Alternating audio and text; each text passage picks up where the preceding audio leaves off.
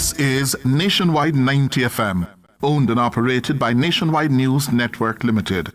We broadcast from our studios at 14 Ocean Boulevard in the Digicel Center, downtown Kingston, Jamaica. Transmitting on the FM 90 band, 90.3 from Peters Rock in St. Andrew and Murphy Hill in St. Anne. Serving Kingston and St. Andrew, St. Catherine, St. Anne, parts of Clarendon, St. Mary and St. Thomas. 90.5 from Huntley in Manchester, transmitting to St. Elizabeth, Westmoreland, Manchester, Clarendon, rural St. Andrew and parts of St. Thomas. And 90.7 from Cooper's Hill in St. Andrew and Flower Hill in St. James. Serving Westmoreland, Hanover, St. James, sections of Trelawney, Kingston, St. Catherine, Clarendon, St. Mary, Portland and St. Anne. Nationwide 90 FM also broadcasts on YouTube at Nationwide 90 FM Live 2, RevoNews.ai and on Flow on channel 916.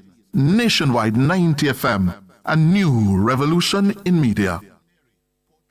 You're listening to Nationwide 90 FM. The time is 6 o'clock. From the studios of Nationwide Radio, morning radio the right way. It's Nationwide This Morning.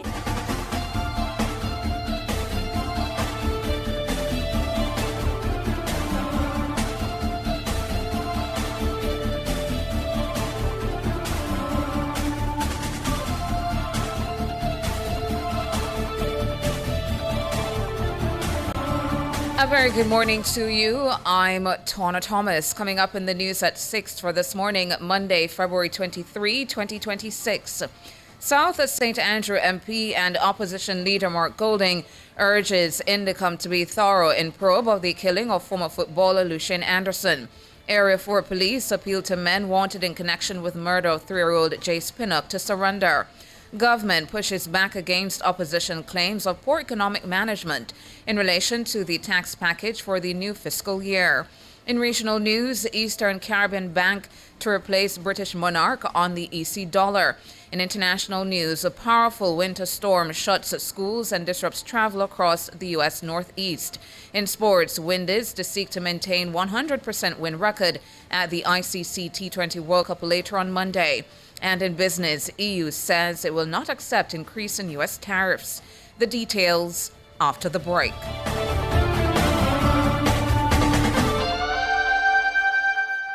Are you ready to turn your sales and marketing skills into high earnings? Nationwide 90 FM is searching for business development executives to help us grow our business and build lasting client relationships. If you have experience across all stages of the sales cycle and possess strong communication, negotiation, and time management skills with a proven sales track record, this opportunity is perfect for you. Join our team and work with the top corporate brands, media agencies, and of course, our on-air personalities. Enjoy networking opportunities, professional growth, and competitive commissions. Ready to take the next step? Send your resume to hr@nationwidenewsnetwork.com today. Catch the first news of the day. A comprehensive package of local, international, sports, and business news. The news at 6 on Nationwide 90 FM.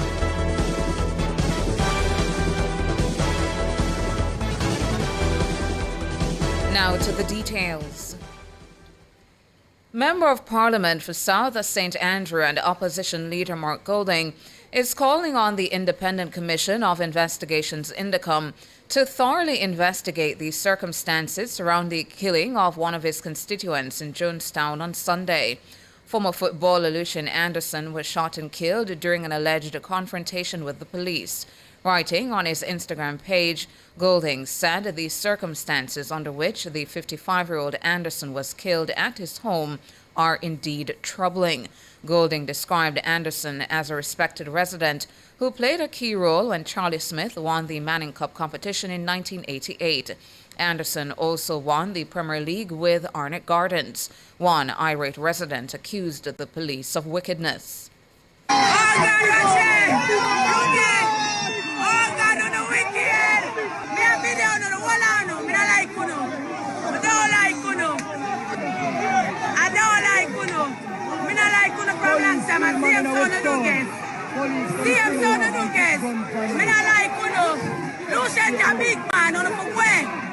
I know like uno. A resident of Arnott Gardens in South St. Andrew. Meanwhile, the police say the confrontation with Lucian Anderson happened on Sunday at about 10 a.m. on Burn Street in Jonestown. They say a Beretta PX4 Storm pistol with 13 rounds of ammunition were seized in the incident. Meanwhile, Commissioner of Indicom Hugh Faulkner says a probe is underway.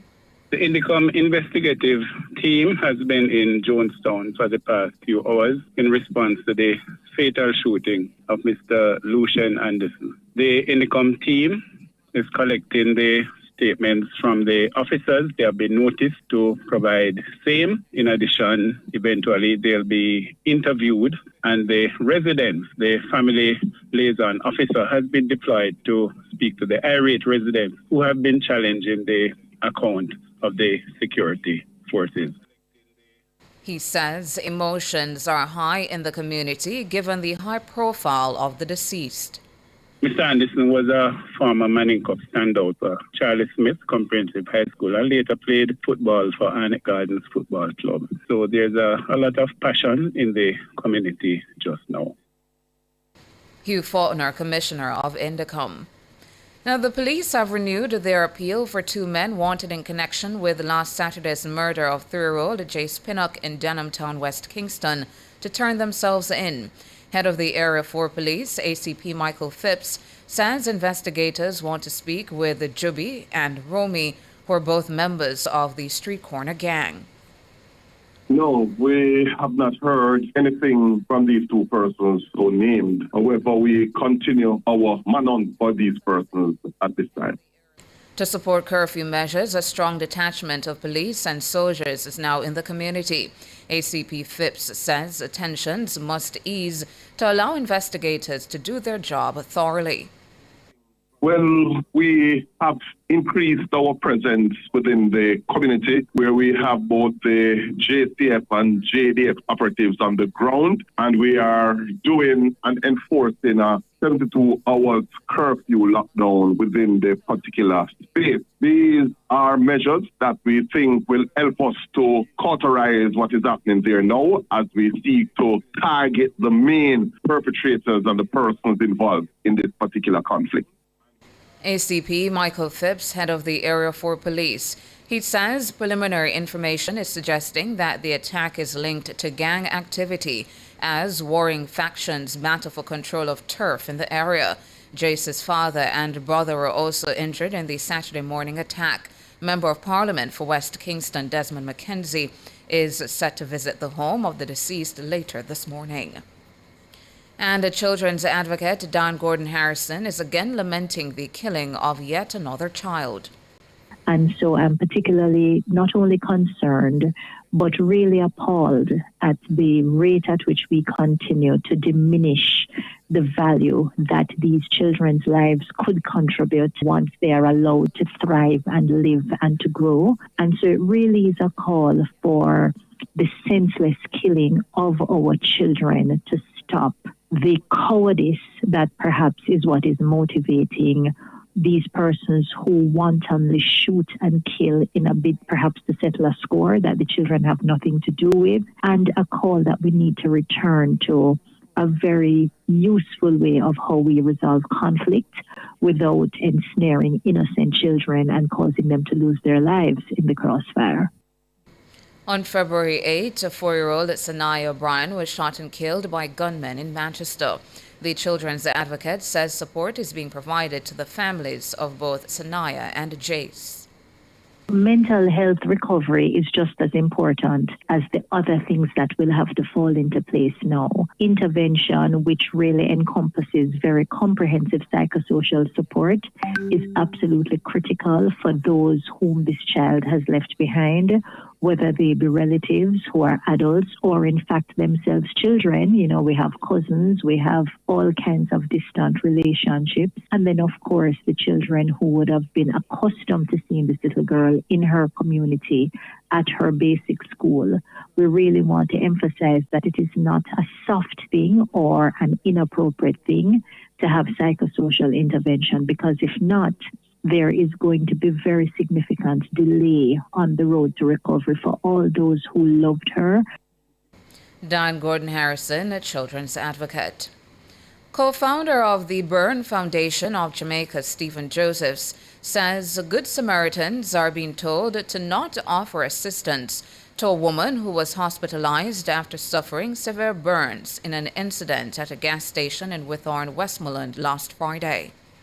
It is not helping when you guys are going on social media to say, oh, this person deserves this. Where is your humanity? You know what I'm saying? We need to stop it.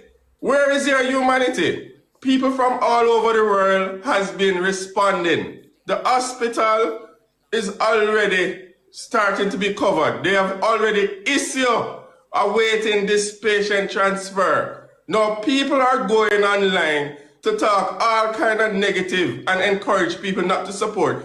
If you can't help the situation, leave it alone. Reports are that the 40-year-old woman was allegedly drenched with gasoline at the gas station during a dispute before being set on fire. She reportedly suffered third-degree burns. Her family has since been soliciting help from the public to pay her medical expenses. Speaking in a TikTok video on Sunday, Josephs says the Burn Foundation is working to save a life and at the same time prevent a murder. What had transpired within the incident, you will know soon. And the misinformation must stop and will have to stop now. There's a lot of information and it's not helping the case because of the misinformation.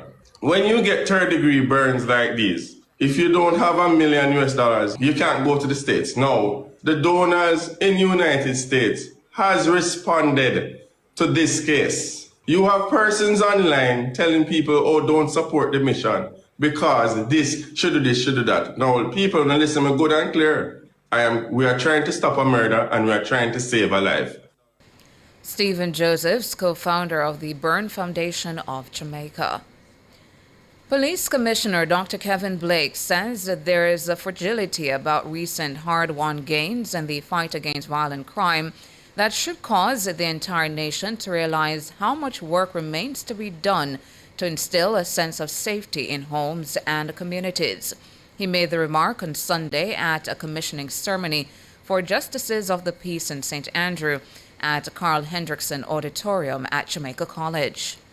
Murders are down, gang activity is disrupted, communities that once felt abandoned are beginning to breathe again. But even with these remarkable results, we have to resist the urge of taking a victory lap because progress, ladies and gentlemen, is fragile, and the moment we become complacent is the moment we lose ground. Crime reduction is a national effort, and that is why your role as Justice of the Peace is so critical at this time. Colleagues, our gains must be sustained and peace must be protected.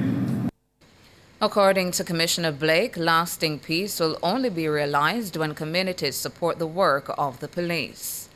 The JCF has worked tirelessly, often at great personal sacrifice, to protect this nation. Our officers patrol dangerous spaces, respond to crises, and stand between law-abiding citizens and those who would do harm. But, ladies and gentlemen, policing alone cannot secure Jamaica. Law enforcement can suppress crime, but only communities can sustain peace. Only when disputes are resolved early, only when young people see role models of integrity, only when citizens trust institutions enough to cooperate, do we achieve lasting safety.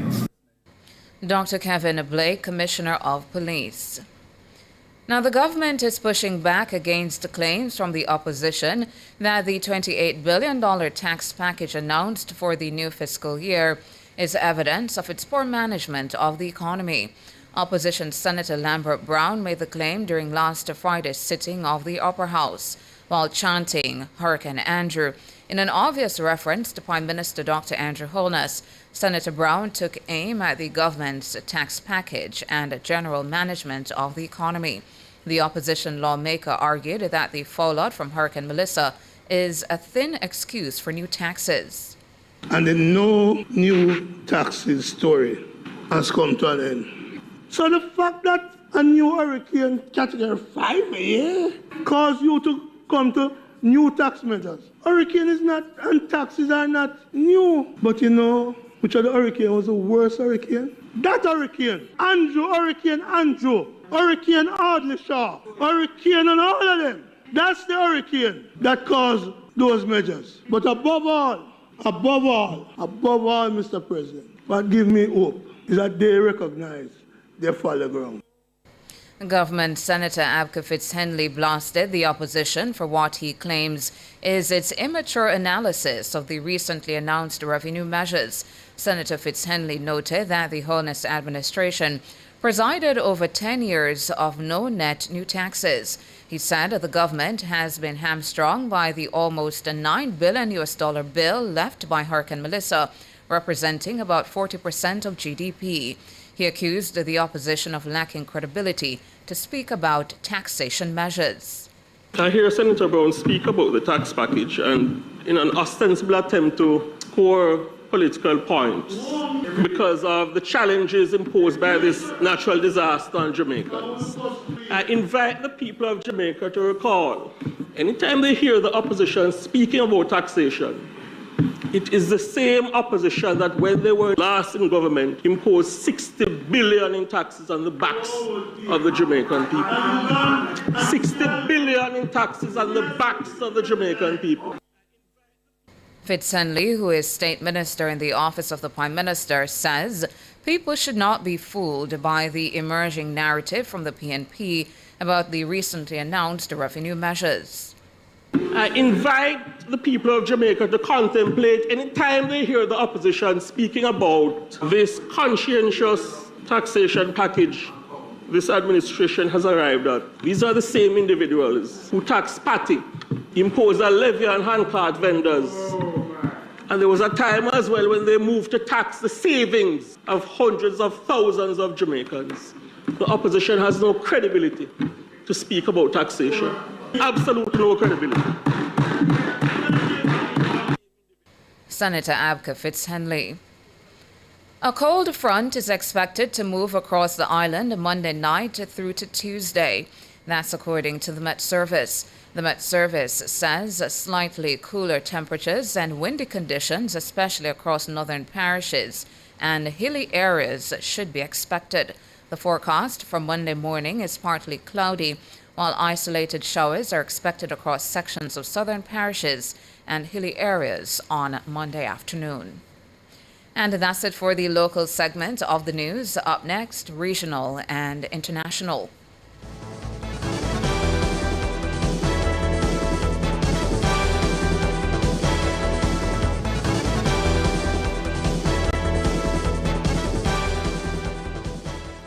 Where music is played, copyright owners must be paid. This time signal is brought to you by Jamaica Music Society. The time by Jams is 6:17. We're going to reconstruct areas that were damaged, but we're going to do it with a forward thinking. We're going to seek to include new businesses and new infrastructure, including new towns, new roads, new schools, new hospitals. We have to build them with the next hurricane, the next shock in mind. We have to build them with resilience. The proceeding was brought to you by the Office of the Prime Minister.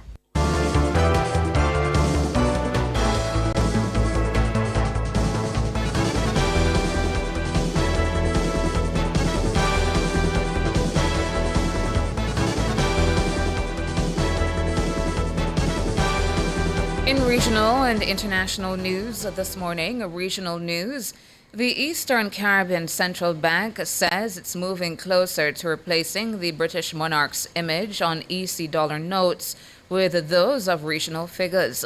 The image of the late Queen Elizabeth II appears on the 5, 10, 20, 50, and $100 EC notes in recognition of the British monarch being the head of state of countries in the sub-region. Governor Timothy Antoine says the transition will occur in phases, with the first set of notes to be made available in 2027. He says the public may get an early preview of the new notes in time for the 50th anniversary of the EC dollar peg in July. The move to redesign the currency began in 2023 when the Council approved replacing the monarch's image with the logo of the Eastern Caribbean Currency Union. International children across parts of the U.S. Northeast will stay home today, Monday, as a powerful winter storm forced school closures and pushed offices and transit systems onto emergency schedules. Meteorologists warn that the region could see up to 2 feet of snow and wind gusts reaching 70 miles per hour. They warn that the heavy snow and strong winds raises the risk of falling trees and power outages and could lead to dangerous travel conditions. The storm has already snarled travel along the East Coast from Washington to New England, with airlines canceling thousands of flights and officials urging people to stay off the roads.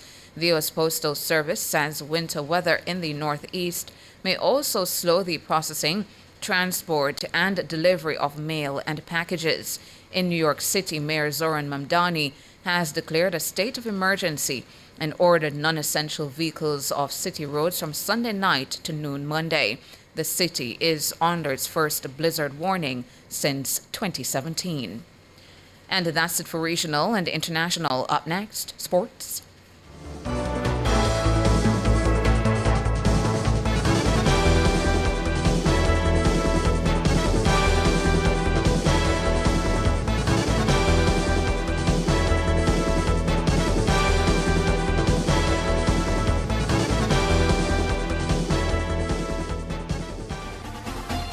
For all your electrical needs, visit ABC Electrical Sales. They stock a wide variety of electrical supplies, including plugs, switches, panel boards, and conduits, plus energy-saving fixtures. ABC Electrical Sales stocks brands like GE, Siemens, Philips, Cutler Hammer, and Allen Bradley. They also offer free island-wide delivery just to suit your needs. Visit them at Shop 8, Hagley Park Plaza, Kingston 10, or call 876-754-3714-5 or 876-754-3825-8. ABC Electrical Sales, for a better choice in the electrical business. Turn up the heat with Hot Listing, Nationwide 90 FM's new on-air and online classifieds feature. If you have a car for sale, room for rent, or yard sale come up. If you look at work or need stuff. If you provide a service, make it a Hot Listing, Nationwide 90 FM's new on-air and online classified segment. Your listing plays again and again. From morning till evening. You sing it, we play it. You say it once, Jamaica hears it all day, every hour. Contact our sales team now at 876-630-1210 or sales at nationwidenewsnetwork.com. Hot Listings on Nationwide 90 FM, a new revolution in media.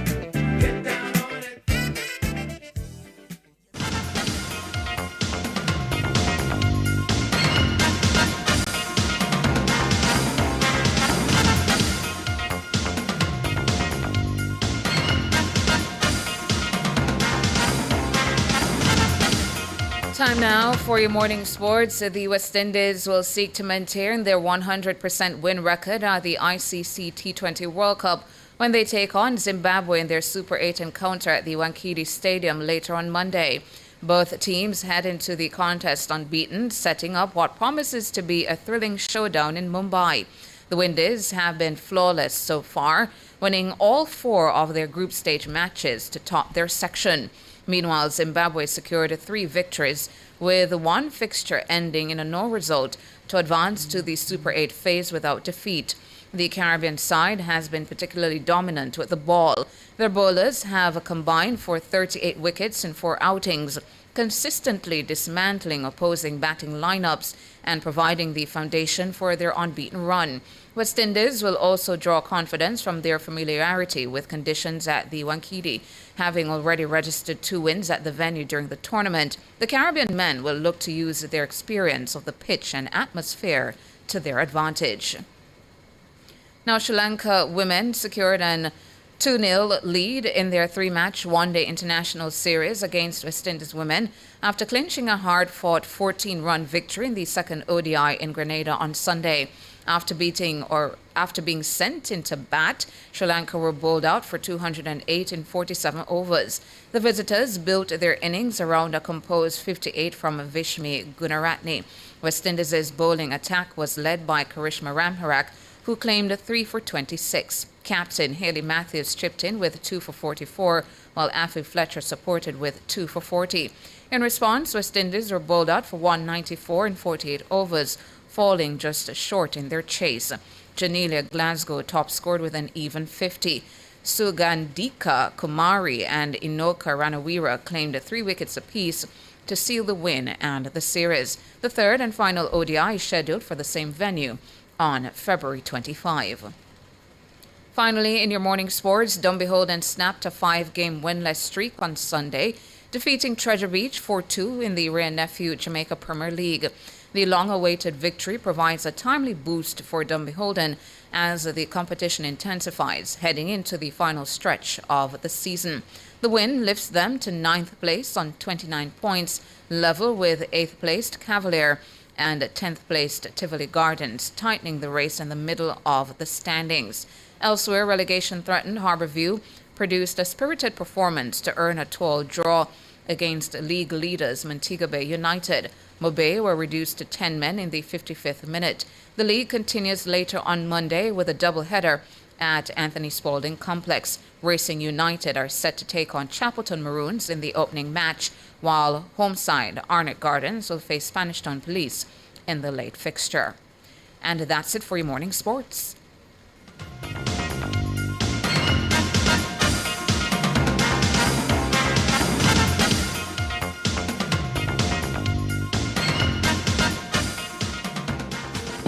Need to make a change to your title or need a title? GeoLand Title Limited is the place to be. They do lost title application, add and remove names from titles, wills, estates, first-time registration, land surveys included, affordable rates and flexible payment options, National Land Agency adjudication and land titling waivers available. They have 8 locations island-wide. Call 876-754-6436 or visit their website at geolandonline.com. GeoLand Title Limited. Secure your land, secure your title.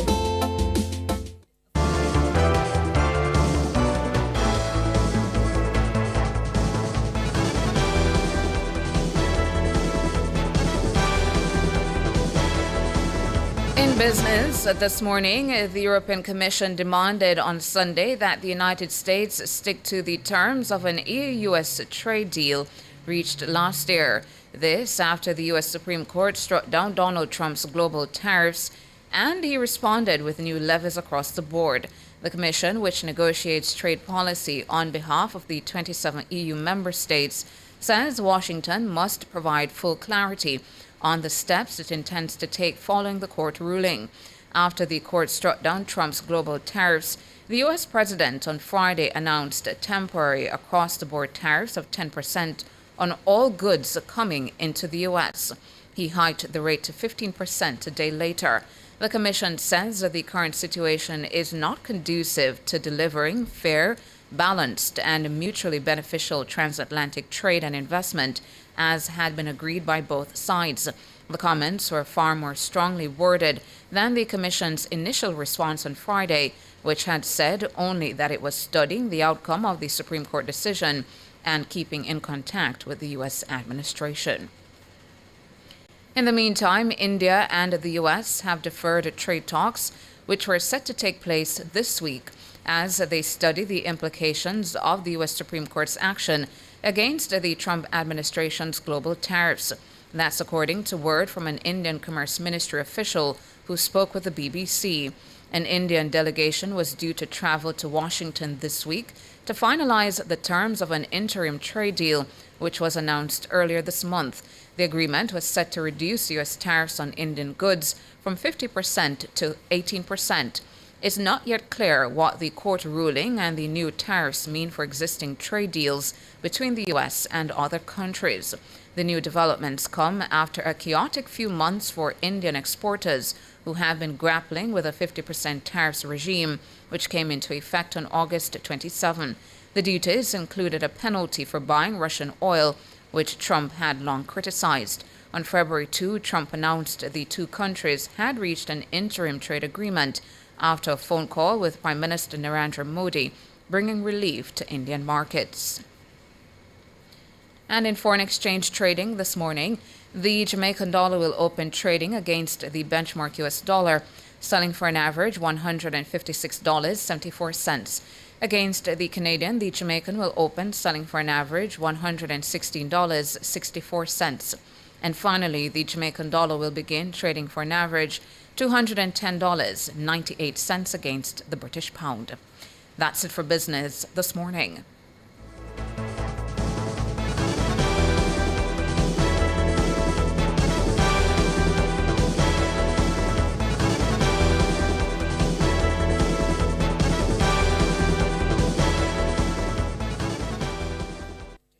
Register your property or update an existing title through the Land Administration and Management Division.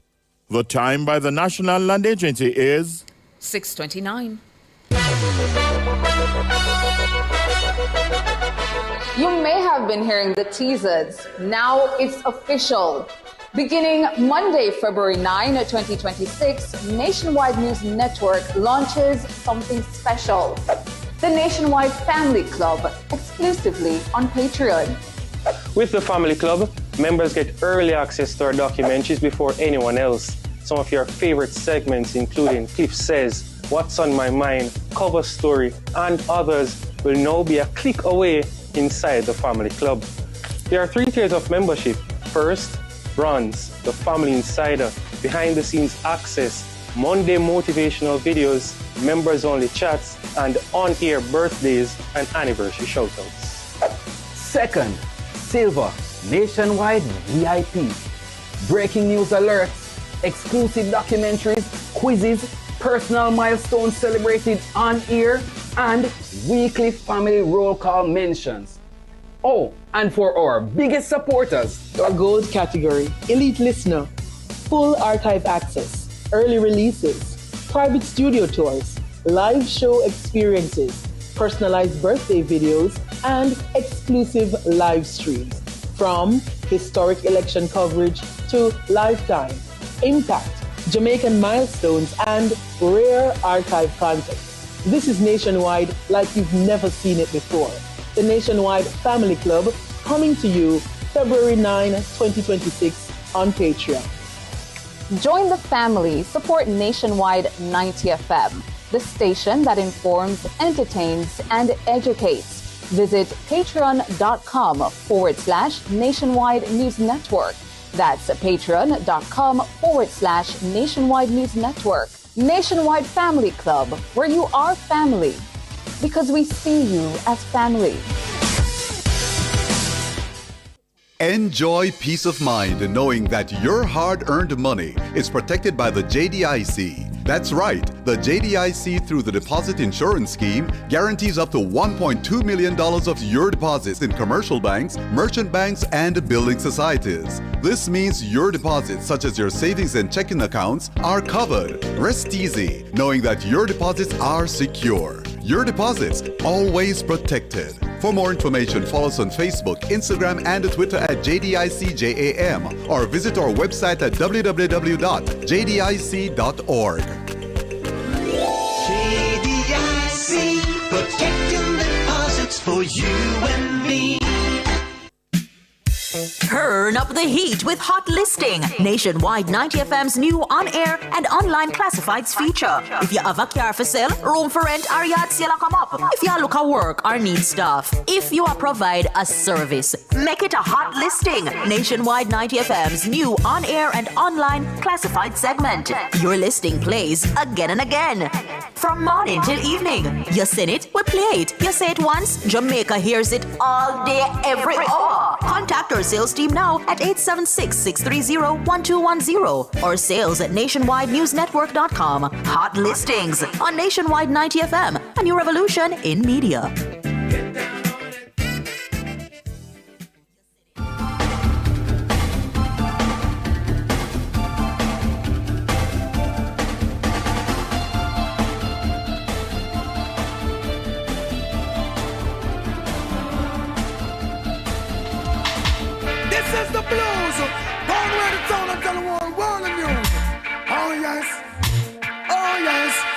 In tongues we'll have to confess.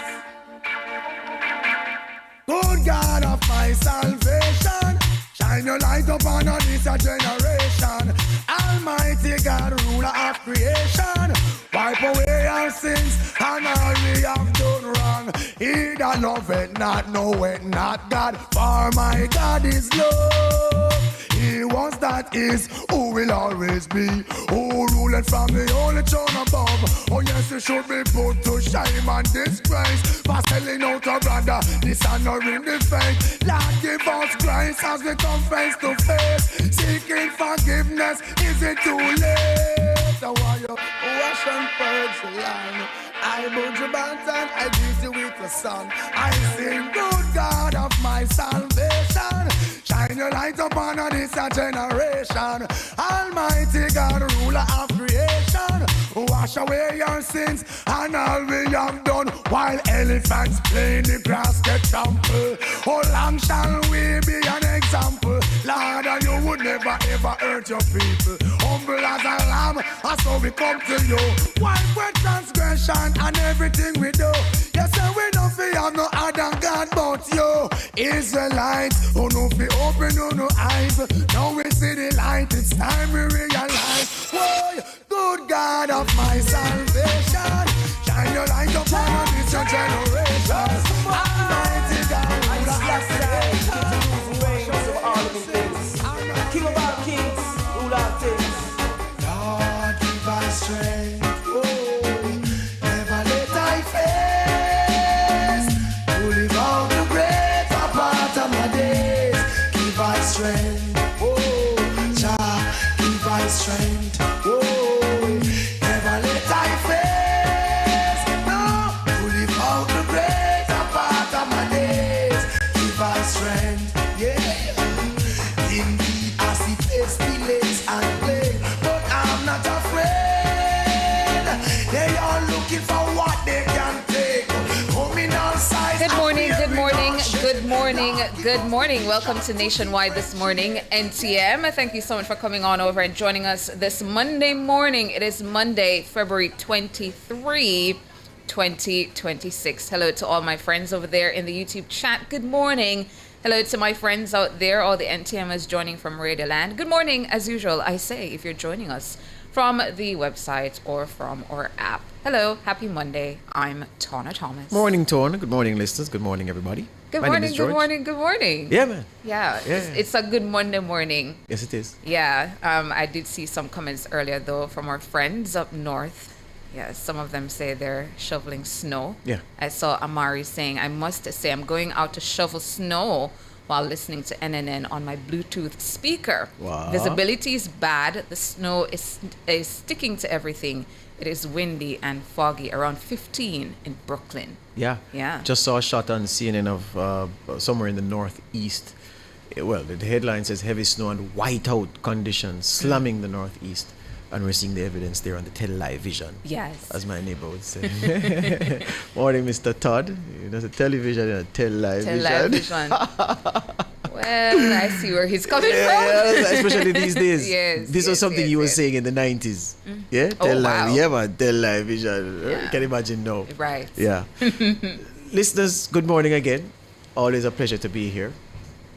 Always consider it a privilege to be able to speak to you and to bring you news and entertainment and to keep you informed, right? To challenge you, to provoke your thoughts. You have to carefully use to provoke these days, you know. Yeah? And to give you cause to think differently.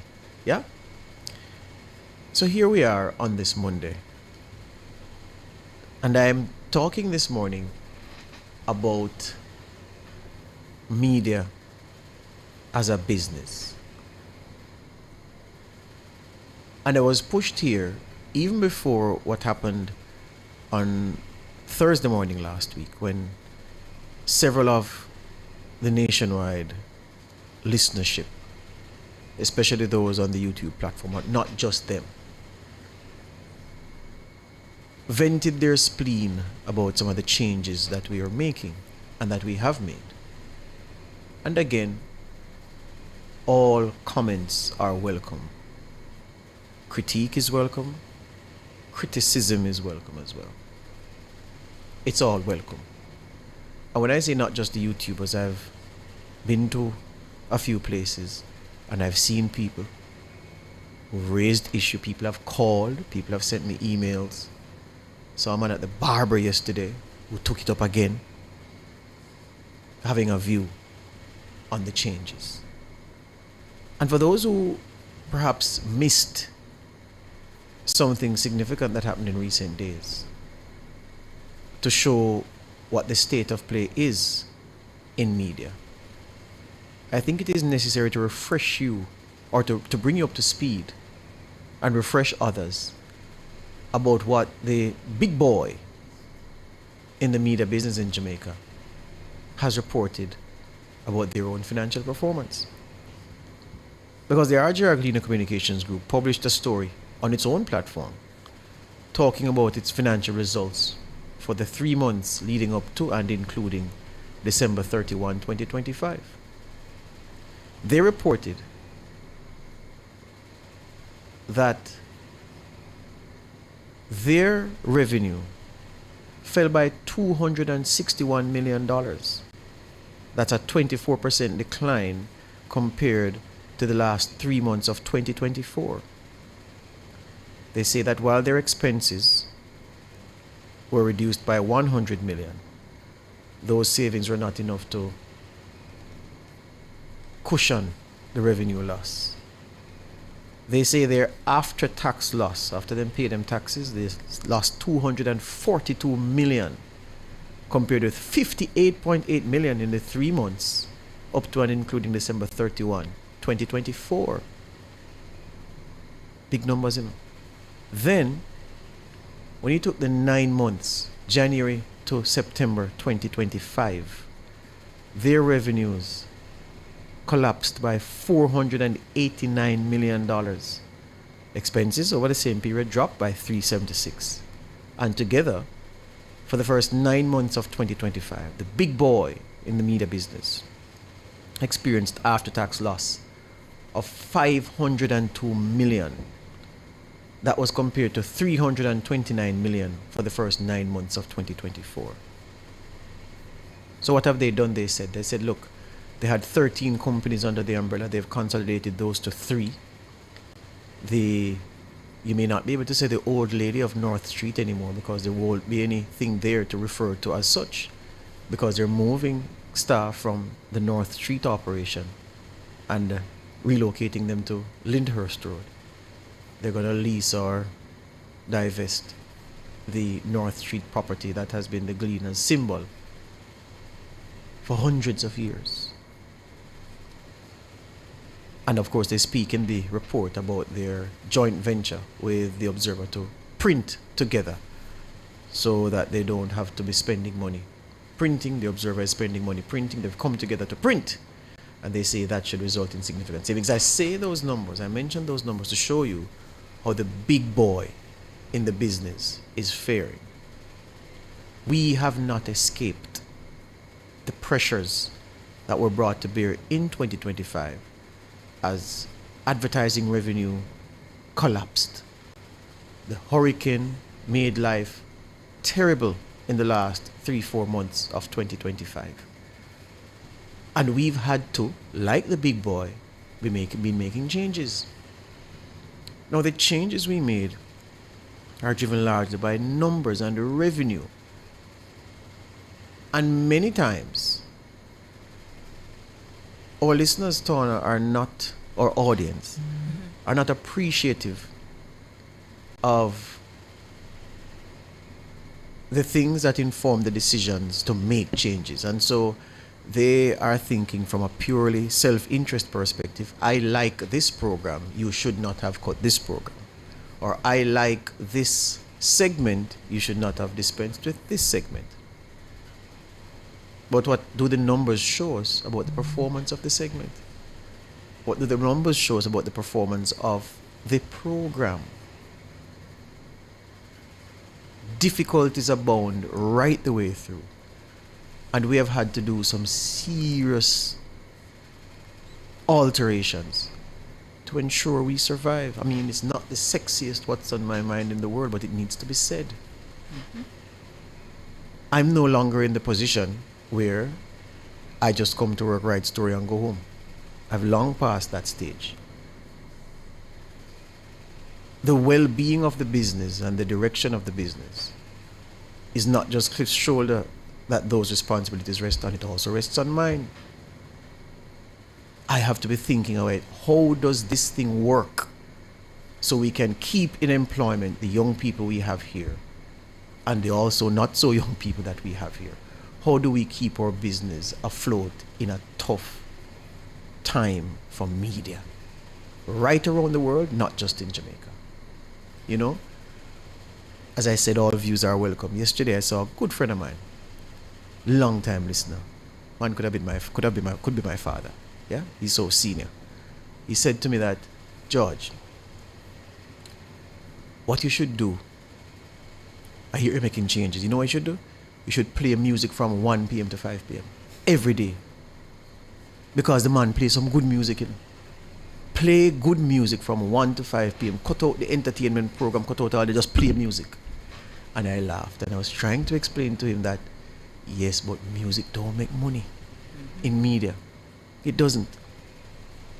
And he was comparing us to other stations that have a all music or a significant music format.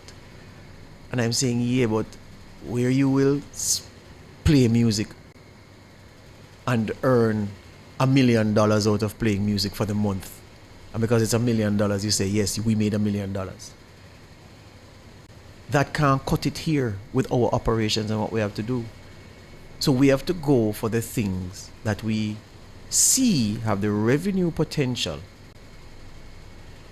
and which can sustain themselves over time. And I'm saying we are not afraid to make changes, because if you don't change in this business, you're going to die. The Gleaner could have sat where it is, but they are making radical changes, absolutely radical, from 13 companies to 3, moving from to Lyndhurst Road from North Street.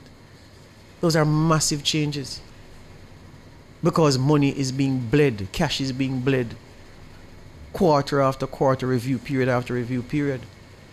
And if it's happening to the big boy in the business, what about us? So when we make changes, understand that, I know because we don't like the presenter, they are like, clearly that could be the case, because we are the ones who put them on air, we are the ones who give them the shows. It is because we are running the business and we want to maximize the revenue earning potential of the business. It's not different to a household where the children are not privy to the financial position of the parents and are demanding that certain things be bought or spent on. The parents who have the meeting in the bedroom and say, all right, then how we stay this month, next month, and are crunching the numbers and to ensure that the children maintain the lifestyle that they have. And the parents themselves have cut, denying themselves of certain things to keep the children in good order. And they have the pressure. The children don't see that. They see all their needs being met and most of their wants being met.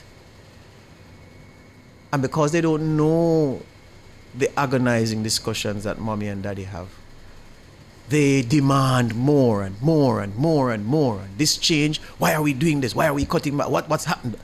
Yeah. That's the kind of attitude from some members of the listenership, some members of the family. I hear people say, because we've changed the program, they're going to stop listening.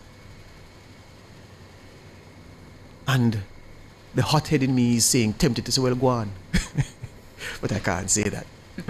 Because you have to have a conciliatory approach, because you have to understand that people feel frustrated.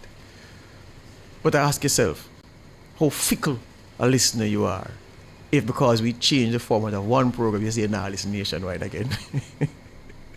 Yeah? So we have to put up with that. And as I said to my friend yesterday in that barber shop, I said, you know, you want music from 1 to 5. Somebody else tells me that they want programming from 1 to 5. That is not music. You tell me now, sir, in your wisdom, who should I be motivated by? You are them. And I said, but you don't see the problem. 200 people have 200 different approaches that they believe we should adopt or adapt. Well, adopt to doing business. And obviously that can't work. So we ask you to just be patient. We ask you to support continuously. We're not asking for unconditional support because that means we don't want you to criticize. Keep it coming, but be constructive. Give things a chance to work and bear with us as we try to put the ship in the right lane. Yeah? So that profits can come in the slipstream as we sail. It's a difficult business, very difficult. And at the same time, you have youngsters who you want to give a chance. And as I say, Nationwide has given more people more chances at the highest level than every other media house combined in the history of this country. Yesterday again, lasting German, another senior person in this country called, well, it was Sunday morning, early, to complain about programming as well. And the gentleman was referencing some station managers and program directors at a certain station who did this that way and that way. And I said, yes, but they were excellent program directors and station managers in a landscape that had 2 radio stations, or even 1. He backed up immediately and said, oh, right, yes, that's true. About 30 media houses now we have it. The advertising dollar has never been more fragmented. They need magnifying glass to find the various pieces. So it's all good and well to be an outstanding program director and station manager when you're the only station in the marketplace, or you're one of 2. You can be out. It's easy to be outstanding. The pressure is real. The struggle is real. And we're trying to innovate and change to survive. Understand us is all I'm saying this morning.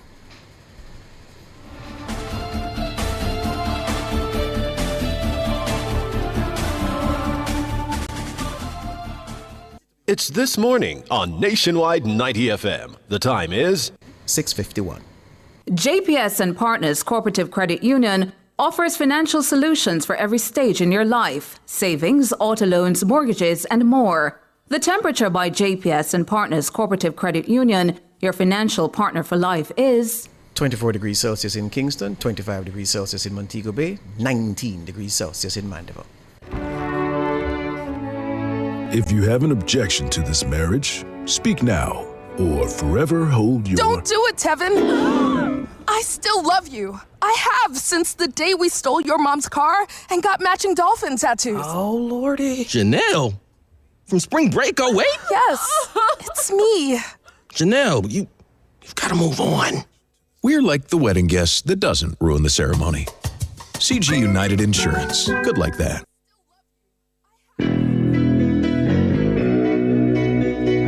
You've stood with us through every headline and every difficult moment. The Family Club is how we keep this going strong.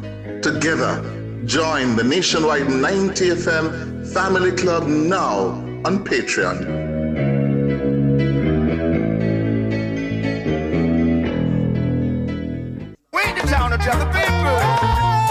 We love showing you the fun side of Jamaica. New places, good food, real vibes, and pure adventure. Sweet Jamaica, we not left ya.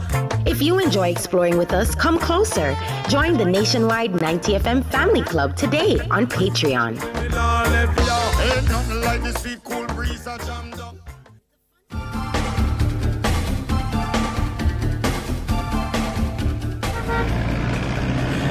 M Jam says, George, so eager am I to listen to anything that I thought yesterday was Monday. I panicked when I couldn't hear you guys. God as my witness. Good morning, Lord, there in Street Smart. Well, here with Street Smarts One. Morning, sir. Morning, George. Morning, George. It seems as if a lot of creative thinking has to take place going forward. Yes, sir. Challenges and all of that. Anyway, just to tell our listeners that it's a different. This morning, it's quite a different scenario. First of all, it's blue skies and gray skies, I should say, and some cumulonimbus over in the mountains here in the vicinity of the mountains. But even since before 6 o'clock. So you can find Hunter and Spring Road, Red Hills Road. These are from the top coming all the way down southbound. Barbican Road, all of these areas. Acadia Drive onto Barbican Road, Rustlight traffic, bumper to bumper traffic going around to East Kingsdorf. And I figure there are similar patterns in other areas. But so far for the time being, traffic is building in these areas. By the time we get to our second report, we'll give you further information. But just remind you of this, okay? It's back to you, George, in the studio. Thank you, Lodlo there with Street Smarts 1. Up next, your word of the day.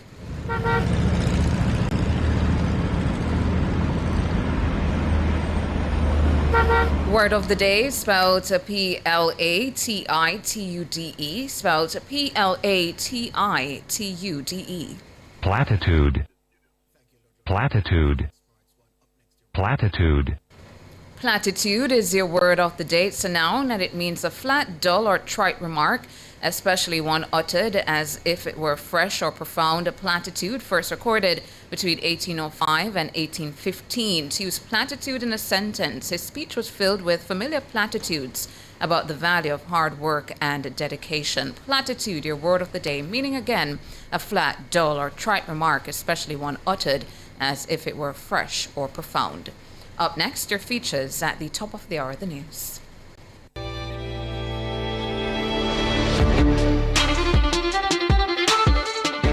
Today on Living Well, an early warning about opioids. What is an opioid? Opioids are a class of drugs that include the illegal drug heroin, synthetic opioids such as fentanyl, and pain relievers available legally by prescription, such as oxycodone, OxyContin, hydrocodone, Vicodin, codeine, morphine, and many others. These drugs are chemically related and interact with opioid receptors on nerve cells in the body and brain. It's important to keep in mind that most opioids are narcotics. In other words, the main ingredients include things such as codeine and morphine. If you're not aware, the overdose and overdosing of opioids is at an epidemic level in the United States. Let's look at the numbers. In Akron, Ohio, for example, drug overdose deaths in 2016 most likely exceeded 59,000, the largest annual jump ever recorded in the United States, according to preliminary data compiled by the New York Times. In Massachusetts, at least 5 men and women are dying from an opioid overdose every day. Just put that into perspective. That could be as much as 30 people each month or more. My concern here is that this situation could take root here in Jamaica. It's very important that those that are the guardians and the gatekeepers of these drugs ensure that they don't get into the hands of our people without cause, and if possible, to avoid prescribing them at all costs. As we know, it's only a matter of time before we catch the cold from the sneeze, and so proactivity is going to be key. We have some of the best doctors and pharmacists here in Jamaica, so I'm asking all of you to be diligent and keep your ears to the ground for early warning signs. Being addicted to these drugs are destructive, and there are unscrupulous characters that will seek to make a fortune from the demise or discomfort of others. That's Living Well for today. Tune in next time for Left, Right.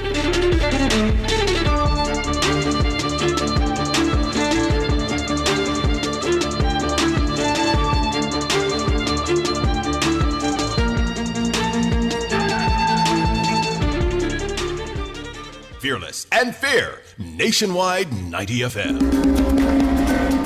Communication in today's world is the survival of any organization. Effective communication is significant for entrepreneurs, regardless of whether they are large, medium-sized, small, or micro-sized. This is Lifestyle Pages on Business Communication. Communication helps manage, promote, and motivate employees about the task at hand, what is to be done, and how to improve the performance in reaching their goals. Communication also helps with the finding and sourcing of information for all members in the decision-making process. Essential information which must be communicated to the manager, who must in return talk to or have dialogue with his or her employees before proposal or project is acted upon or implemented. This way, no one can complain that they did not know of the proposal or the project. Communication is also crucial in changing or altering individual minds and attitudes, and helps with socialization between the employer and employees, as well as between employees in resolving disputes, which in turn makes solving disputes easier. Lack of good and proper communication can cripple or cause an organization or company to collapse. I'm Valerie, and those were Lifestyle Pages. Nationwide 90 FM, continuing the tradition of fair, fearless, and factual reporting. You're listening to Nationwide 90 FM. The time is 7 o'clock. One nation, one purpose, to rebuild stronger than before. Build it to last with tools and equipment from National Supply. The temperature by National Supply is 24 degrees Celsius in Kingston. It's 25 degrees Celsius in Montego Bay, and it's 19 degrees Celsius in Mandeville. the most credible news in the morning. The news at 7 on Nationwide 90 FM.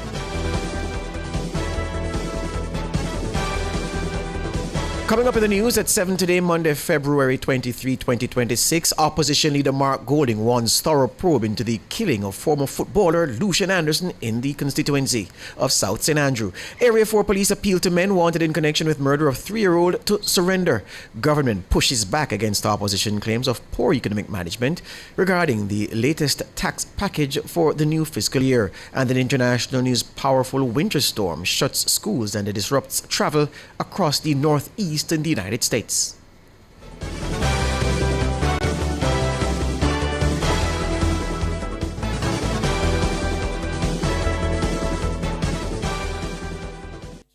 News at 7 is brought to you by Hanes Underwear. Cool, comfortable clothing all day long. If it's news, it's got to be Nationwide 90 FM.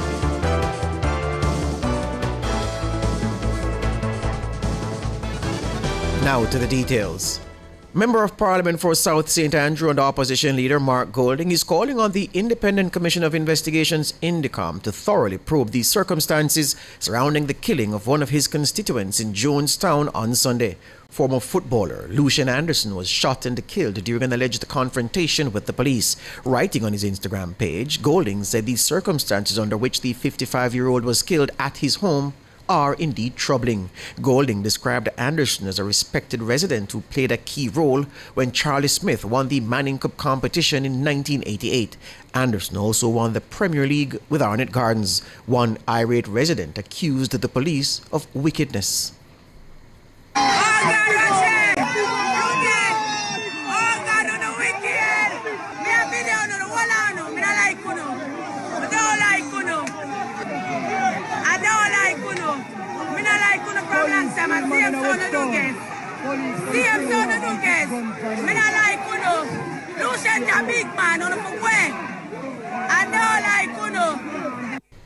A resident of Arnett Gardens in South St. Andrew. Meanwhile, the police say the confrontation with Lucian Anderson happened on Sunday at about 10 a.m. on Brines Street in Jonestown. They say a Beretta PX4 Storm pistol with 13 rounds of ammunition were seized in the incident. Meanwhile, the Commissioner of INDECOM, Hugh Faulkner, says a probe is underway.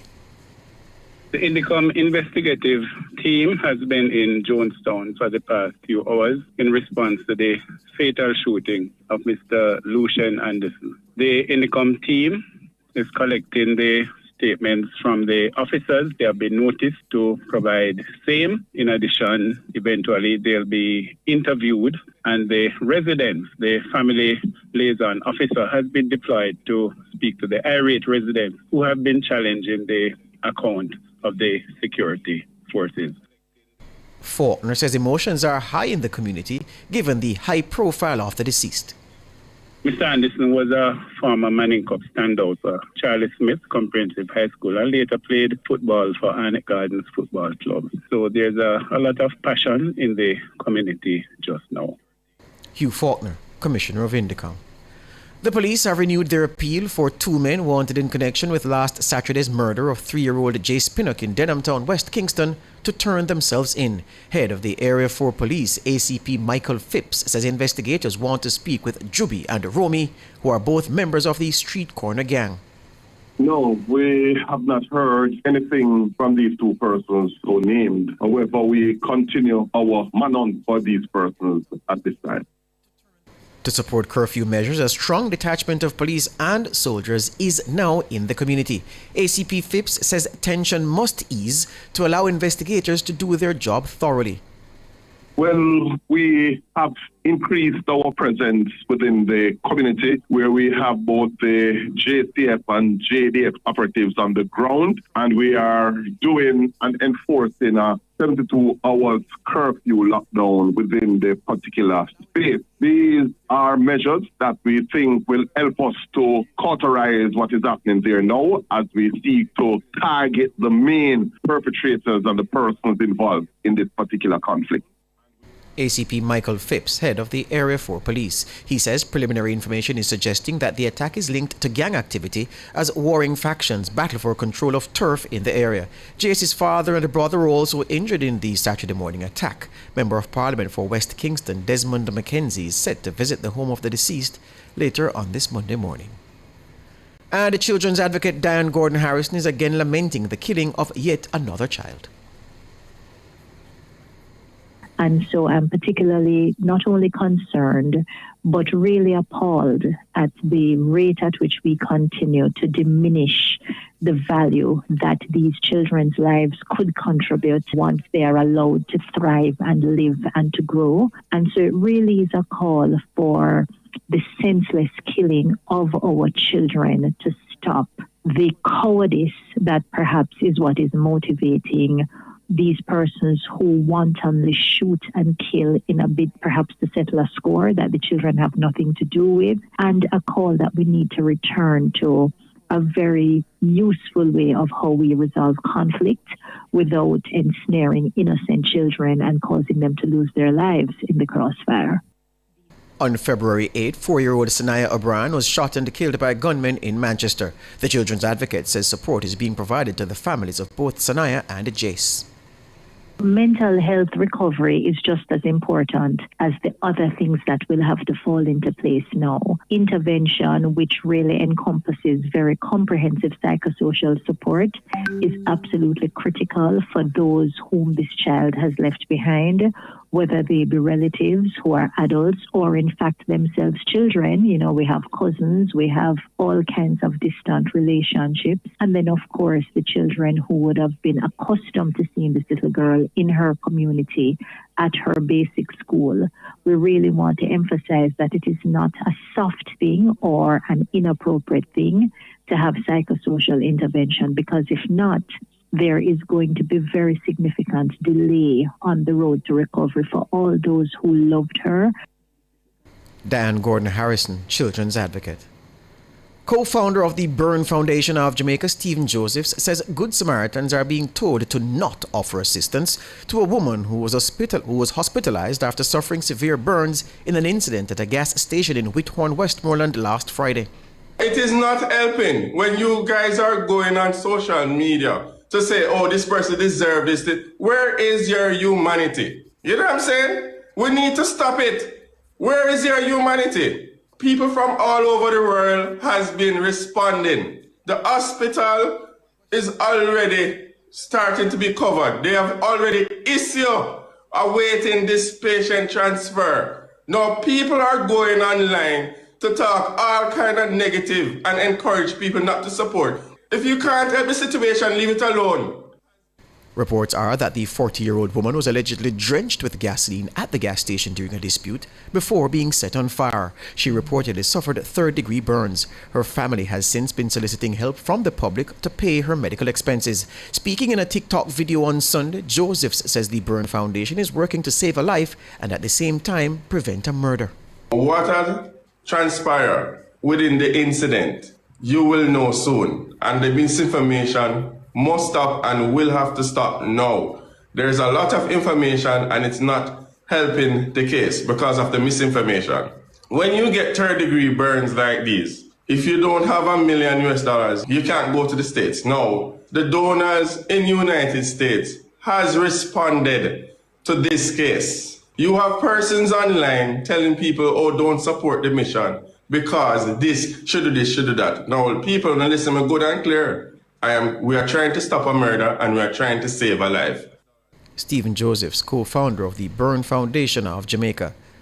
Police Commissioner Dr. Kevin Blake says there's a fragility about recent hard-won gains in the fight against violent crime that should cause the entire nation to realize how much work remains to be done to instill a sense of safety in homes and communities. He made the remark on Sunday at a commissioning ceremony for Justices of the Peace in St. Andrew at Carl Hendrickson Auditorium on the campus of Jamaica College.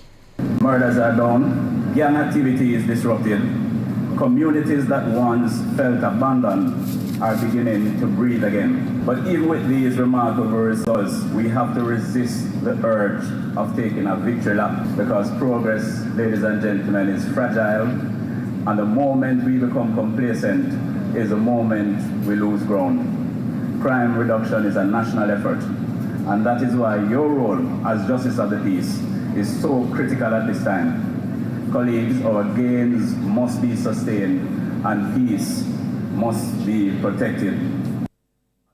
According to Commissioner Blake, lasting peace will only be realized when communities support the work of the police. The JCF has worked tirelessly, often at great personal sacrifice, to protect this nation. Our officers patrol dangerous spaces, respond to crises, and stand between law-abiding citizens and those who would do harm. But, ladies and gentlemen, policing alone cannot secure Jamaica. Law enforcement can suppress crime, but only communities can sustain peace. Only when disputes are resolved early, only when young people see role models of integrity, only when citizens trust institutions enough to cooperate, do we achieve lasting safety.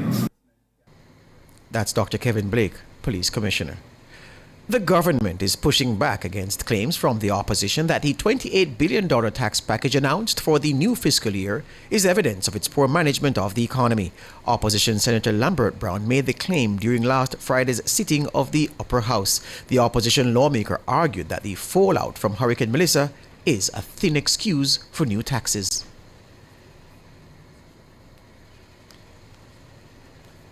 First clip, yeah.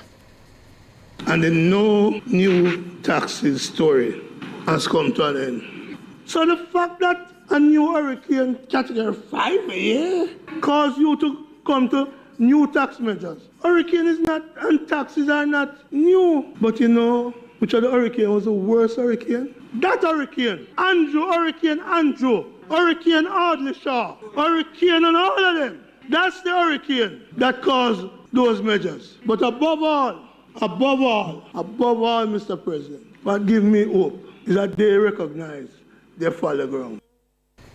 Government Senator Abka Fitzenley blasted the opposition for what he claims is its immature analysis of the recently announced revenue measures. Senator Fitzenley noted that the Holness administration presided over 10 years of no net new taxes. He said the government has been hamstrung by the almost $9 billion bill left by Hurricane Melissa, representing about 40% of GDP. He accused the opposition of lacking credibility to speak about taxation measures.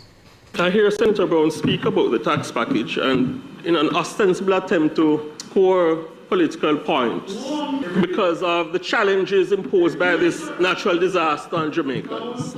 I invite the people of Jamaica to recall, anytime they hear the opposition speaking about taxation, it is the same opposition that when they were last in government imposed $60 billion in taxes on the backs of the Jamaican people. $60 billion in taxes on the backs of the Jamaican people. Fitzenley, the state minister in the office of the Prime Minister, says that people should not be fooled by the emerging narrative from the PNP about the recently announced revenue measures.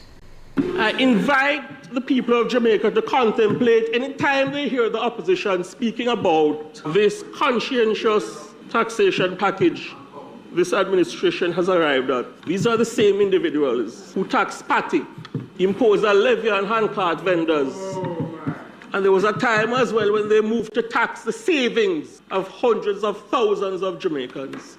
The opposition has no credibility to speak about taxation. Absolutely no credibility. Government Senator Abka Fitzenley. A cold front is expected to move across the island Monday night through to Tuesday. That's according to the Met Service. The Met Service says slightly cooler temperatures and windy conditions, especially across northern parishes and hilly areas, should be expected. The forecast for Monday morning is partly cloudy, while isolated showers are expected across sections of southern parishes and hilly areas on Monday afternoon. Immediate past president of the MSME Alliance, Donovan Wignall, says he's not surprised by the response from the Jamaica Hotel and Tourist Association, JHTA, about the government's move to increase the General Consumption Tax, GCT, on tourism-related services. Last Friday, the association issued a strong statement rejecting the move to raise GCT to 15% from 10% effective 2027.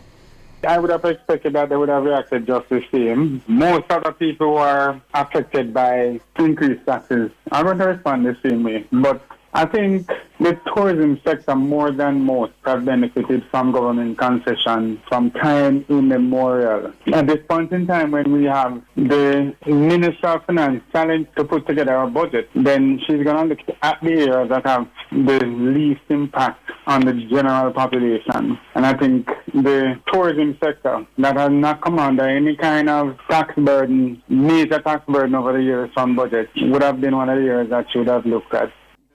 Wignall says the delayed implementation will be beneficial to tourism players.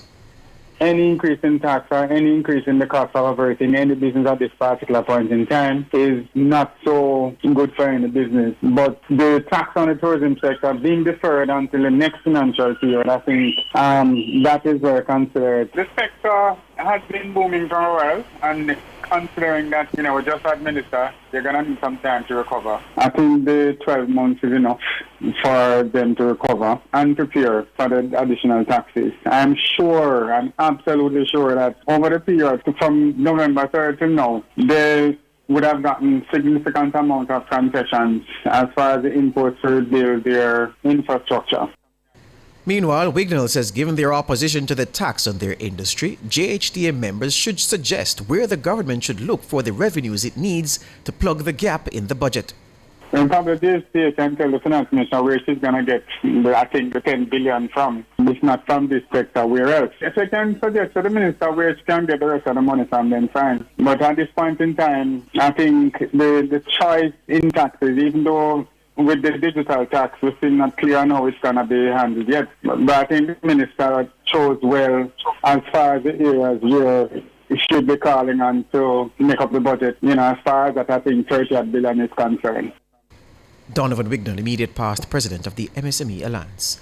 Overseas news now. School was cancelled in several Mexican states on Monday, and local and foreign governments warned citizens to shelter in place as widespread violence erupted following the killing of the leader of the Jalisco New Generation Cartel. Nemesio Ruben Oseguera Cervantes, known as El Mencho, was killed during a shootout as the Mexican military attempted to capture him. Cartel members responded with violence across the country, blocking roads and setting fire to vehicles and buildings. President Claudia Sheinbaum urged calm, and authorities announced late on Sunday they had cleared most of the more than 250 cartel roadblocks across 20 states. The White House confirmed the U.S. provided intelligence support to the operation to capture the cartel leader and applauded Mexico's army for taking down a man who was one of the most wanted criminals in both countries. The New Generation Cartel was one of the fastest growing criminal networks in Mexico, notorious for trafficking fentanyl, methamphetamine, and cocaine to the United States.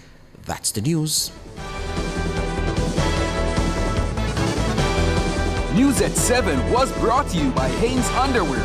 Cool, comfortable clothing all day long.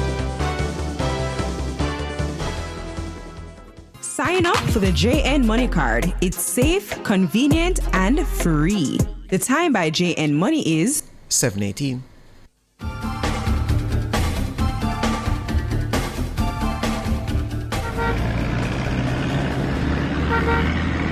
Time now for Street Smarts 2 with Ludlow McLean. Good morning again, Ludlow. Good morning again, George. And I didn't say good morning to our transport operators, stakeholders, and our listeners and our passengers or visitors, yes? Morning. Well, at this time of the morning, George, and listeners and everyone tuned in, we're looking at some serious clouds. It's now bright, but the serious clouds are upon us. And guess what? The traffic is really upon us also. Remember now, certain areas of traffic is building, but right now in the vicinity of Upper Waterloo, so if you're coming from Shortwood Road onto Barbican Road, all these areas has traffic, and Shortwood Road to Upper Waterloo, there's a lot of traffic in that particular area. And remember, I did say Barbican Road was building with this, there's a lot of traffic there now.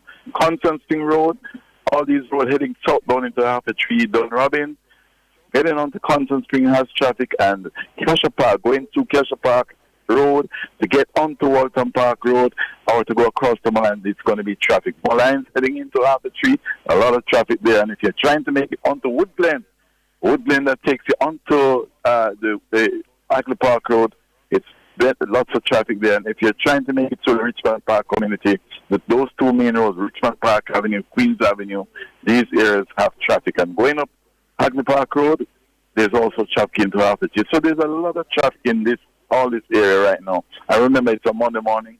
Officially, all schools should be in session now. So as a consequence, you're definitely going to have the traffic. So you won't escape it. And remember, I always urge the motorists, when you have a lot of traffic, please do not block the intersection. It impedes vehicular flow. And we want to have an efficient or seamless movement in terms of where you want to go. As usual, at Street Smart, your safety is our concern. It's over to you, George. Thank you, Ludlow. Ludlow there with Street Smart. So I may take the opportunity to encourage the authorities. We need some cameras in Manor Park. I just realized, King, you've never shown the viewers Manor Park before because there is no camera. So we need one there. We need one at the intersection when you just come out of Roehampton onto Manningsville Road to go through Cassava Peace to get to Constant Spring Road. We need a camera right there. Yeah? And then we need one at the intersection of Dunrobin Avenue and Constant Spring near to Merle Grove. Merle Grove's back gate right there. Yeah, you need one right there as well. So those are the three spots that you want on the Ministry of Justice right there, sir? Before you go up to CVM Marketplace. All right, so you want a camera everywhere then. All right, thank you very much. After the break, front page.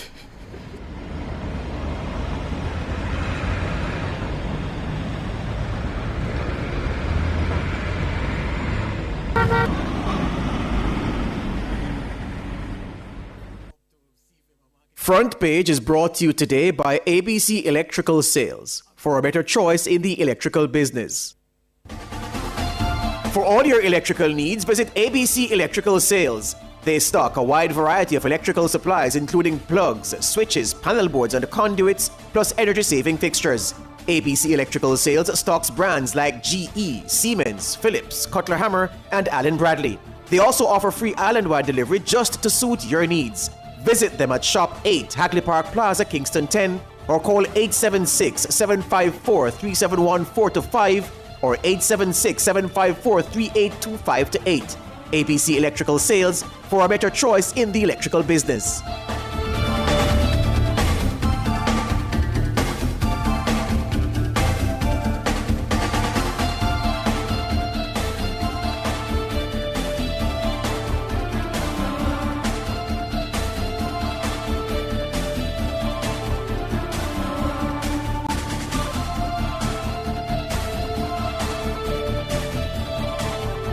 Welcome back to Nationwide this morning. You're now tuned in to our discussion segment, The Front Page. Now, Police Commissioner Dr. Kevin Blake says recent hard-won gains in the fight against violent crime remains fragile, underscoring the need for continued national effort to ensure residents feel safe in their homes and communities. He made the comments on Sunday at a commissioning ceremony for JPs in St. Andrew held at the Carl Hendrickson Auditorium at Jamaica College. Murders are down, gang activity is disrupted, communities that once felt abandoned are beginning to breathe again. But even with these remarkable results, we have to resist the urge of taking a victory lap, because progress, ladies and gentlemen, is fragile, and the moment we become complacent is the moment we lose ground. Crime reduction is a national effort, and that is why your role as Justice of the Peace is so critical at this time. Colleagues, our gains must be sustained and peace must be protected. According to Commissioner Blake, lasting peace will only be realized when communities support the work of the police.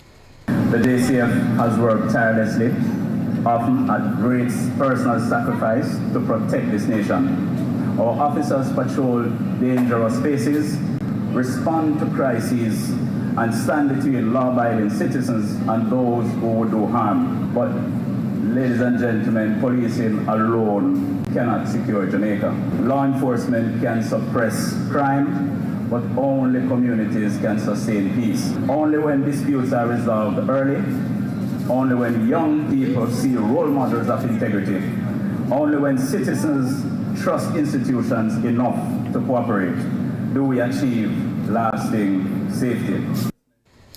Dr. Kevin Blake, Commissioner of Police. For a discussion on crime statistics since 2026, the recent uptick in shooting incidents in Manchester, and the killing of 3-year-old Jace Pinnock in Denham Town, West Kingston on Saturday, we're being joined by Minister of National Security and Peace, Dr. Horace Chang. Good morning to you.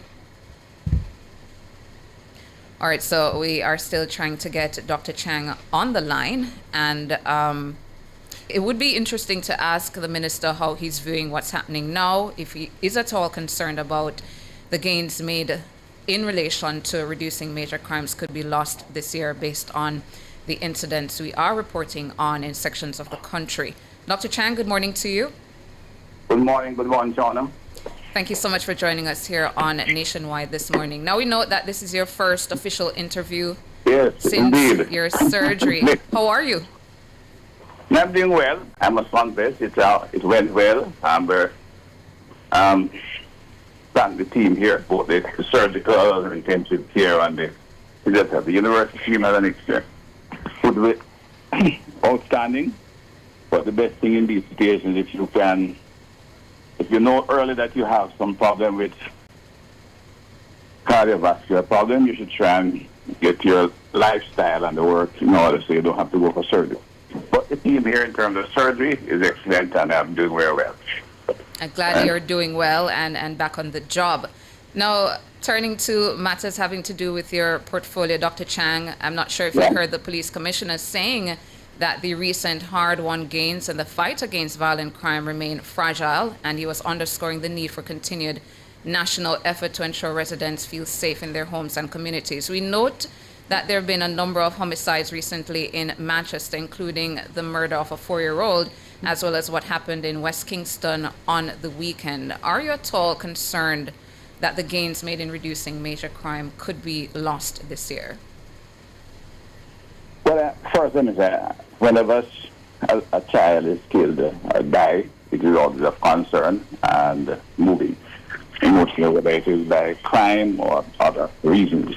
You know, I'm a trained physician, and when I worked in a pediatric hospital, it was always a challenge when you lost a baby. Mm-hmm. On the other hand, I have to monitor the situation. I'm confident that we can retain the gains made. The numbers for February, yes, are a little bit worrying because they are higher than that take the trend in a different direction. But bear in mind, January was extremely low. Mm-hmm. At 31, we could still come in below 50, which is a good number to be below, so to speak. And I know the police officers are working on it, and the commissioner himself, who leads, have his senior officers putting together the programs required. So I can reassure Jamaicans, and we'll have a good year. We will keep the numbers down, but there's much more to be done. We have had over 20 years of high incidence of murder. There are deep social problems associated with murder as well. And you notice that in this year we have had a significant increase in terms of stabbings and what seem to be domestic murders. And therefore we have to increase our attention in those areas. And we will do so. That's why we have attached the word peace to the ministry to see to what extent we can take a reduction in gangs, murders to the community to ensure sustainability and a reduction in overall violence. The Prime Minister had a violence commission which has a report which we are looking at, and we'll be coming at programs to interface in these communities. But there are some other issues really which I think need to be discussed. I think And I had gone back to the police operations December, January, which had a dramatic reduction in homicide, but also some increase in what is police fatal shootings.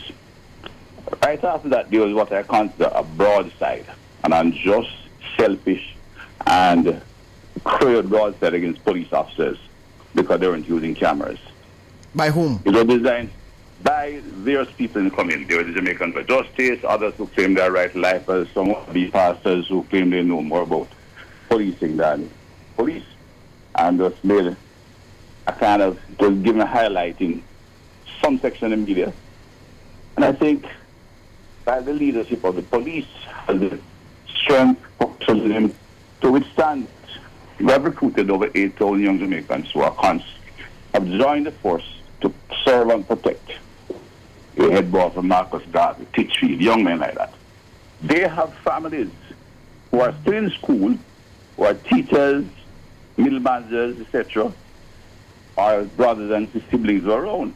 And when you make that kind of broadside as if to suggest that the police are the murderers, which is what they're doing, you undermine the confidence, although the police officers are, leadership is exercising their leadership. When a young man goes on the road and he knows that there's a gang over there, he will avoid it for a while. It is a natural emotional toning down because we take no consider. These are young Jamaicans committed to protect and serve, yet they have families who, when you get this kind of broadside and suggest that they are doing something immoral and corrupt, it hurts. And I think we have to make direct appeals for people to desist from this kind of activity. There's no evidence to suggest that this is so. In fact, evidence is contrary. When you plot the number of fatal shootings between December last year and reduction in murder, there is a mathematical formula. So this, it is perfectly aligned, which on a statistical basis, it means police are killing murderers. So murder goes down. But yet you come out with no evidence because the prosecution rate, despite Indicom, whose investigations are not impaired, they are budgeted for, supported by the government, they're independent, good investigators, they have less than a 2% success rate. So there's no evidence to suggest that policemen in this era, and I emphasize that, now they can discuss that, is going out there and wantonly shooting people. So some people might be happy that it's February. It appears that there's an increase in murder rate. Those who are attached to international will get some more money. That's blood money. But on innocent Jamaicans, and I'm very upset about it, I'm very concerned. That's my bigger concern. That at a time when we are beginning to get on control with gangs, there are people who seem not to care. And I give you another example. We had a shoot, which was a fatal shoot in Montego Bay. I agree, we must speak up on it and have it investigated in the common spirit for that purpose. And if you want to do more, fine. But we had a gang shooting off at a shop where some 6 or 7 people were shot and 2 died. Now, what is the right of people like that? Jamaicans like to gather in a district shop on this one, main road in Tucker, on a Friday or Saturday evening. Somebody older men drink white rum, yes, others play domino, but they talk about everything. They resolve the country's problems and go home later. It's a kind of a cultural Jamaican phenomenon, a privilege. It's a rite of passage. They have rights. But nobody says anything when they are shot up, except the police who goes out there. Then when the police apprehend the murderers, if they shoot, if one gets shot, the police are murderer. That kind of discussion must be discontinued. I have to raise it because it is young Jamaicans' right, committed to justice and right, who are being questioned, whose commitment to fair play is being questioned. And they will have the strength and the training to withstand it when their families start being alluded to in public spaces. It becomes a problem. The people in Jamaica for justice and other areas must stop this. They are living off blood money. They're living off blood money. Dr. Chang? Yes. What do you mean when you say they are living off blood money? Explain. Because when they go out and undermine the police and innocent Jamaicans are killed, they get more support. Because the police seem to reduce the activity. This kind of thing must stop. So you're saying... We're at 62, Jamaica had a 62 per 100,000 murder rate. The United Nations had 34 years civil war. We have brought it down to levels which is tolerable. I live in a country that was tough. I had fathers who would cry because their daughters could take late night work. And if they do so, they have to find some convenience out of the community to stay.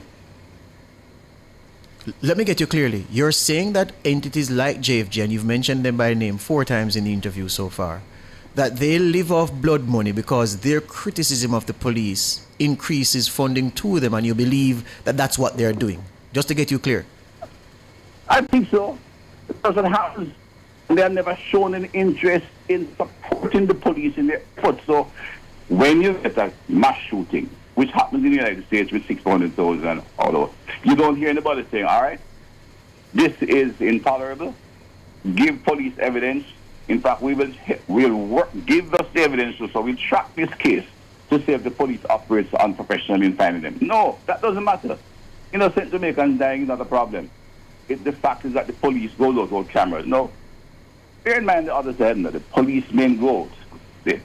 Last year in St. James, they solved 100% murders. They don't have cameras at the scene. They go and investigate, find the forensic evidence, pursue intensely activity in the community to find the human evidence, etc. Indicom has quality investigators. But we don't accept that unless Indicom says that there's a extrajudicial killing.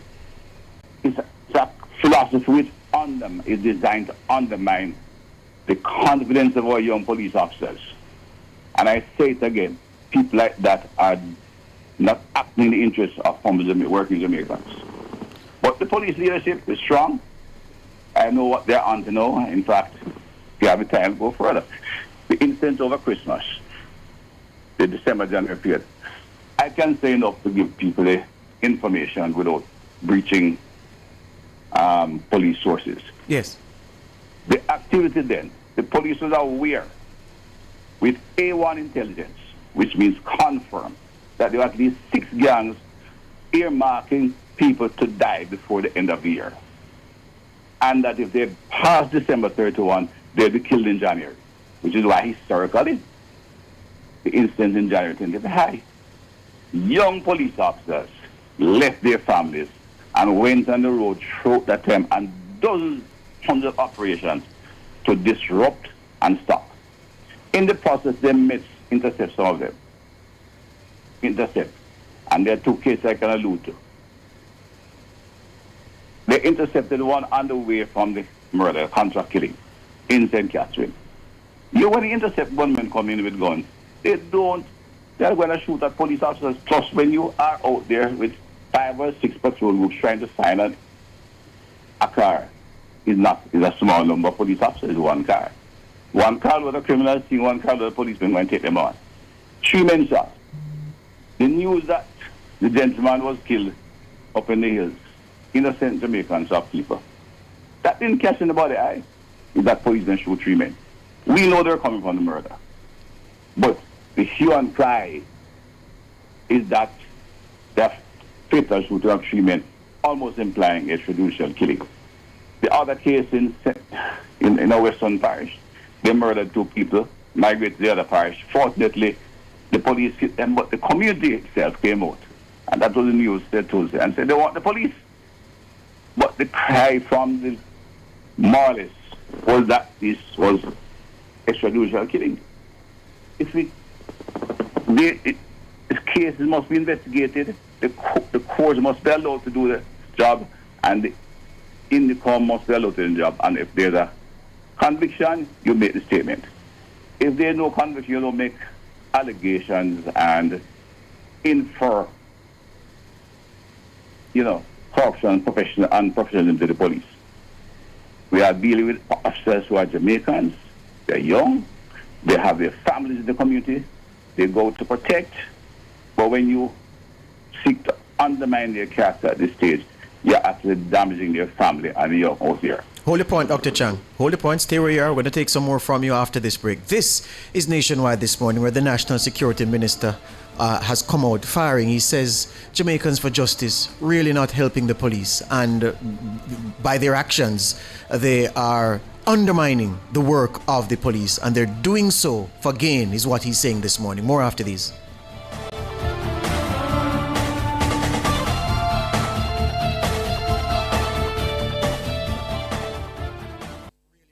Jamaica live good, yeah. I make we enjoy life, while we feel safe at night. Jamaica live good. Jamaica, stop the killing and give up the guns. Just live good now. The time brought to you by the Ministry of National Security and Peace is 7:39. You may have been hearing the teasers. Now it's official. Beginning Monday, February 9, 2026, Nationwide News Network launches something special. The Nationwide Family Club, exclusively on Patreon. With the Family Club, members get early access to our documentaries before anyone else. Some of your favorite segments, including Cliff Says, What's on My Mind, Cover Story, and others will now be a click away inside the Family Club. There are 3 tiers of membership. First, Bronze, the Family Insider, behind-the-scenes access, Monday motivational videos, members-only chats, and on-air birthdays and anniversary shoutouts. Second, Silver, Nationwide VIP.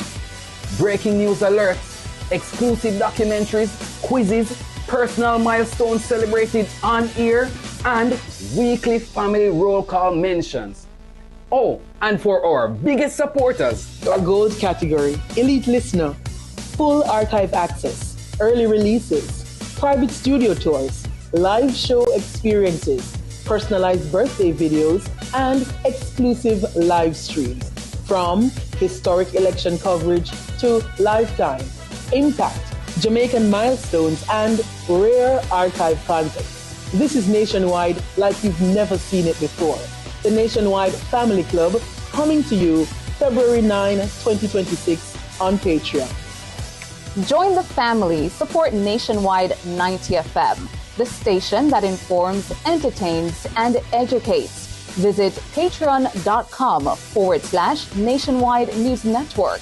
That's patreon.com/Nationwide News Network. Nationwide Family Club, where you are family, because we see you as family. Become a member of your credit union. 70 years strong to build a reputation. Insurance, loan and investment. All your children's savings make dollars and cents. JBS and Partners, Cooperative Credit Union.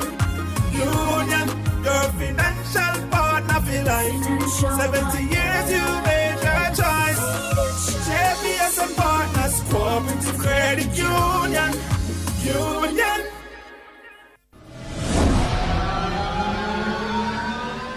Singers, songwriters, producers, this is your chance to write your name into Jamaica's rich music history and also win $3 million cash in the JCDC Festival Song Competition. And it's now so easy to enter because, well, we gone digital. It's all online. Just log on to jcdc.gov.jm, fill in the form online, and upload your entry. Closing date March 31. Enter now.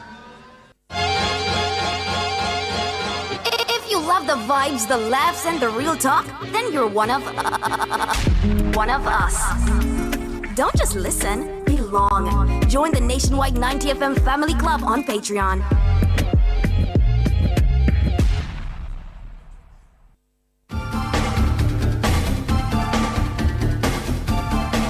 Welcome back to Nationwide this morning. The Minister of National Security and Peace, Dr. Horace Chang. He's also the Member of Parliament for Northwest St. James.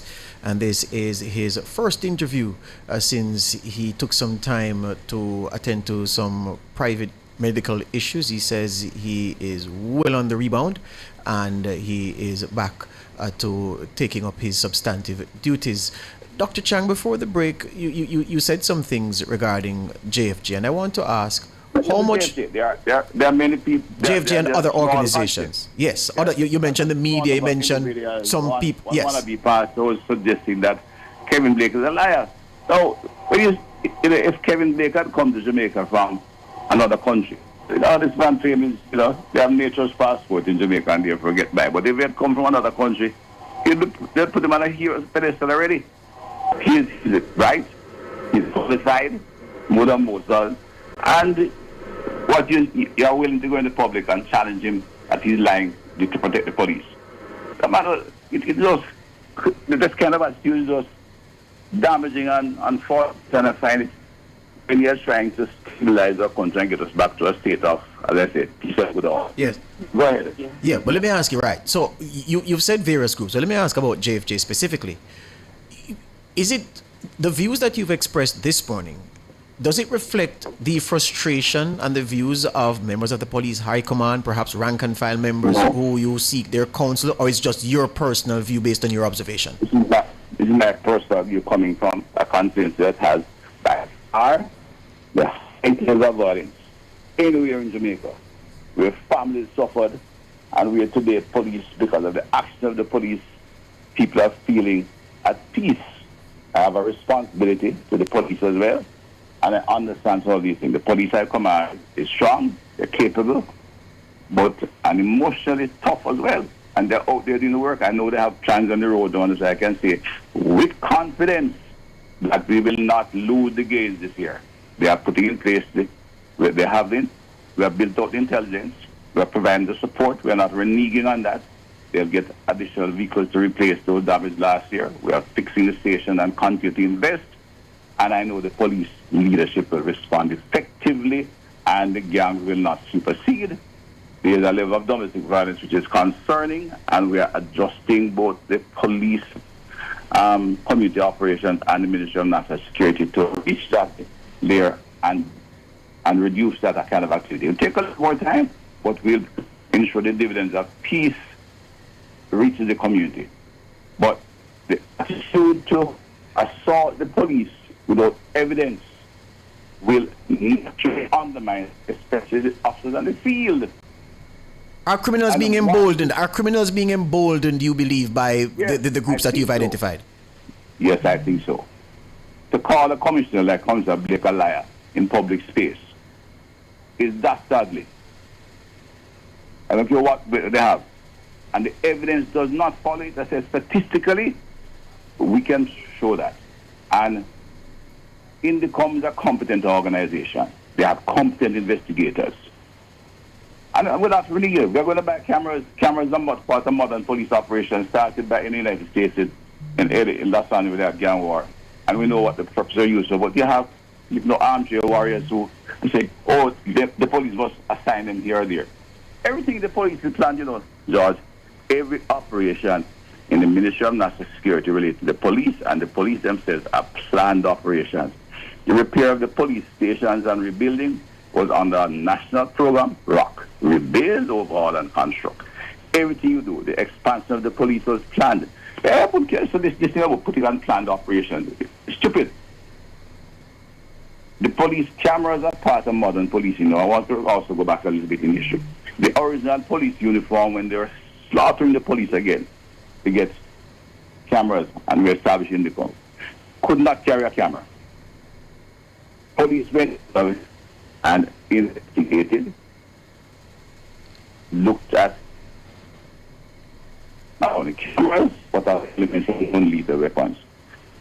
The former deputy director of INDECOM is from a jurisdiction which helped to establish a police force. The Jamaican police force was only given in the original form an assault rifle, the 303 Leonfield rifle, and a big pine button as equipment. Yes. The uniform could not hold anything else. Yes.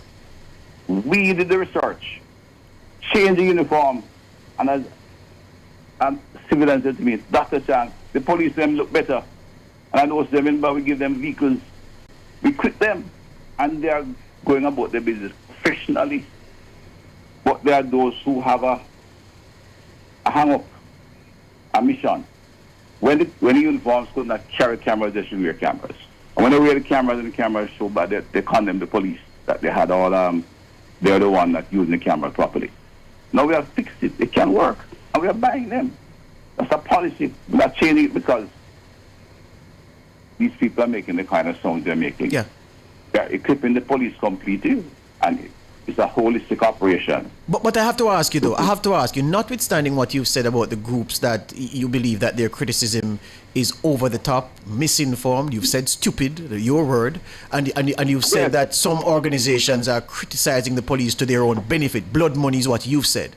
Don't you believe that some of the criticism from some of the quarters has actually helped the police to enhance their professionalism and to do better in the face of this criticism?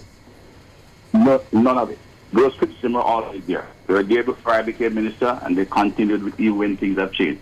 The police, between the leadership in the Ministry of National Security and the top of the high leadership, the Commissioner, previous Commissioner, Commissioner Anderson, the Services Commission, and the various bodies responsible for the force have not only expanded the force, provided equipment and tools required to fight crime so they can practice professionalism. You know, if you don't put a doctor practice, put them in the hospital. The police got better ecosystem to work professionally, and their training has changed. Anyone can go and look. They have been certified international now, and they're looking at improving all of that. And that's police driven, and you can speak to Commissioner Blake about it. The former Commissioner started a process of international certificates for ISO 9000. Police station, which looked at operations both professionally and logistically. So there's been a whole sea of change, and the government provided the policy framework and the funding to introduce those changes, which has created a highly professional, disciplined police force. So it's not criticism that have brought the police here, it's their own recognition of what they need to do to get better, is what you're saying? Without a doubt. Look, the Jamaica Labour Party, which is the government today, put security in their manifesto in 2016. Right? Send out something with up undiscovered because murder rate is high, and some people who are all kind of moralists and liberals want to attack and use to undermine the government's own political position. It was a policy articulated, and I was given that responsibility at times to implement, and the budget provided, and the police officers appreciated that shift. Yeah. And they're happy to go with their duty. Dr. Chan, why is it I'm happy you signposted 2016, signaling how long you've held the portfolio and been doing the work. You've never been so front foot in your criticism of those who criticize the police. What is it that has filled your cup to overflow? Why are you so strident now on this day in sports, sir? Why?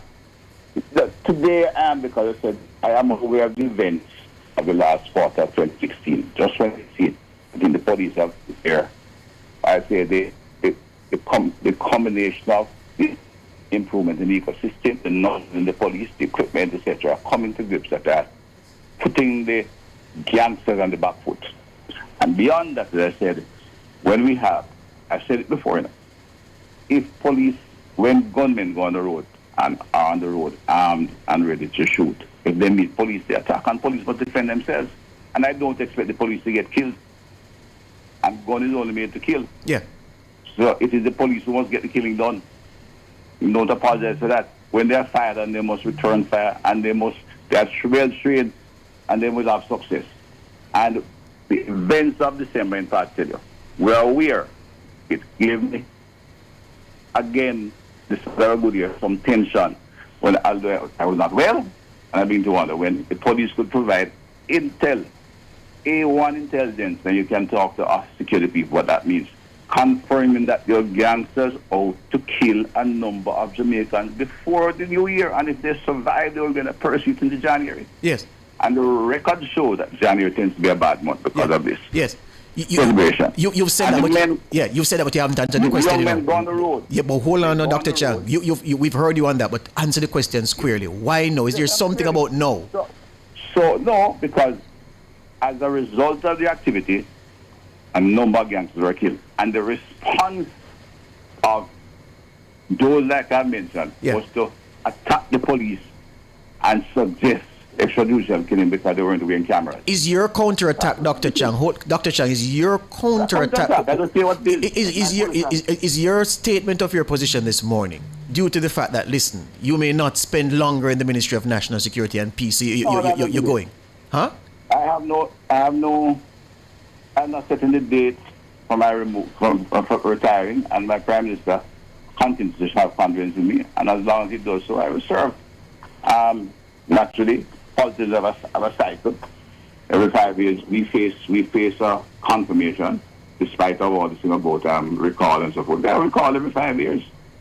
I have the confidence if I go, my conscience will support me. But that's how I'm doing it. It's just that I said I'm somewhat annoyed, angry, because I live in a constituency where the brutality of crime was palpable. Yeah. So you're not worrying about. So it's not an issue. So Dr. Chang, walk with me. It's not an issue of a reshuffle and you no longer being in the ministry where you're just giving them both barrels before you go. That's not it. Well, I'm Deputy Prime Minister. I don't do reshuffling, but I'm not aware of any. My Prime Minister, I have no conflict with my Prime Minister and any sort of being, removed. I'm confident that the Prime Minister said I should enjoy the country of the Prime Minister, and we'll complete the mission. We have targets to meet. We're going to completely invest into our police force to take them to a level where we can consider their success sustainable. Already, I think we are near there because the quality of our officers, their professionalism is beyond question. But I said the lay person look at me, and when I hear these people attack the police, I get strength from it. A lady visit who I know well was with me and said, Dr. Chan, the police them talk good. Them look better. And it's a long time I don't see a policeman in the bar. I say, yes, they used to stop there because the cars couldn't drive, they stop over drinking. That is, the public is seeing the difference. Yes. But speaking of the public, though, Dr. Chang, what do you say to those who are looking on and they're seeing certain arrests of police officers in relation to cocaine as well as homicides? What do you say to those residents or citizens out there looking on and seeing some of the personnel being arrested in relation to criminal activities in the same vein? 14,000 Jamaicans, everyone comes from Jamaican community. I've never suggested or said they're perfect. We're putting in a system where the professionalism is higher, but it's the police and it's the police officers who are themselves apprehending those who come. The whole question of cocaine is it's a police, it's commissioner's team that have identified and take steps to clean up the operation. It's not some independent organization. And in the case of those that have been charged for murder, 50% of them were at home off duty. And even when policemen are out of duty, they are reported in the com. Yeah. But the police investigates them. Yes. The commissioner has shown no hesitation to call his men to books. Yes. And therefore, if we look on what is happening, the transition is taking place much more rapidly than people expect and many people expected. Bear that in mind. I think not only the murder rate is going down, the change in the police force is going much rapidly. Anybody who look at the radiation we are having and listening to the valedictorian will tell you, it's a new police force out there. You listen to the officers who are in command, the superintendents. So you can't, we didn't lock it down and disband everybody. With 14,000, we have problems. You have our doctors being charged with those things. We recruit from the community. Yes. So there are issues, and when we think of crime, when you think of drugs, that we had made a transshipment point. A couple weeks ago, they picked up I think it was important, it was a 3,000 key of cocaine that passed through Jamaica. Now, 3,000 key at the European market at $70 per key is what? $21 million US. That kind of money can damage institutions, and the police have shown considerable success at fighting that. And we have to keep at it. We work with international bodies, but criminal organizations are well resourced. They have no restraints, and they will seek to undermine police, all institutions of government. Hear you on that. The police institution, the police force, the judiciary, wherever they go. Yes. What we are building, and I feel we are getting there, is an institution that can take the hits and stay on the right path. Hear you on both that. From the liberal anti-fatal shooting characters as well as those who are undermining the systems with money and corruption. The police force is demonstrating that. And the country can take confidence in that. Thank you this morning, Dr. Chang. Dr. Chang, you're fighting for him this morning. Yes, Dr. Chang, yes. But, you know, thanks to the exposure, as I said, the commissioner, we need to speak on it, because if I got a little bit too sharp, I'm not going to apologize for it, but I think the police have come a long way. I've done a tremendous job in restoring and reducing homicides, and we need to support them. That does not mean excusing wrongdoing and illegal activity. And the police will demonstrate that as well. Hear you. Thank you for your time and all the best to you, sir. Thank you, too. I'll be on the road in March, but I will speak to you on the phone anytime. All right, then. I'm keeping in touch. Great. Thank you. Have a good day. Same to you, sir. See you on Nationwide. Same to you. Thank you. Thank you. And Dr. Chang, of course, became National Security Minister in 2018. Whoa, what a conversation this morning. Break time and we deal with some business.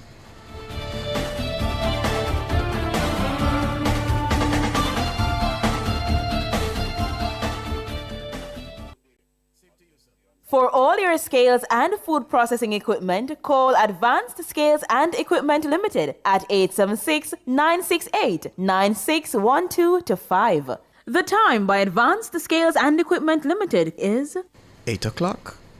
Hawkeye expresses heartfelt sympathy to all Jamaicans impacted by Hurricane Melissa.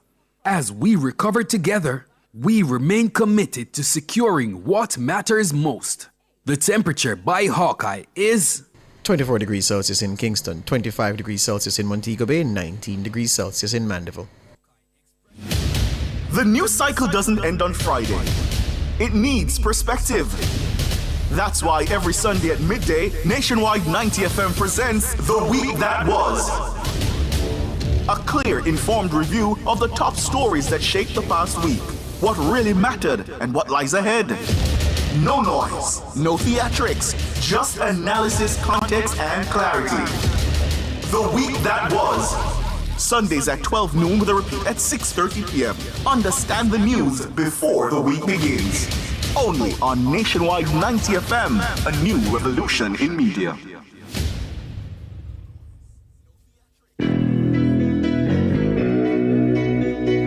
You've stood with us through every headline and every difficult moment. The Family Club is how we keep this going strong. Together, join the Nationwide 90 FM Family Club now on Patreon.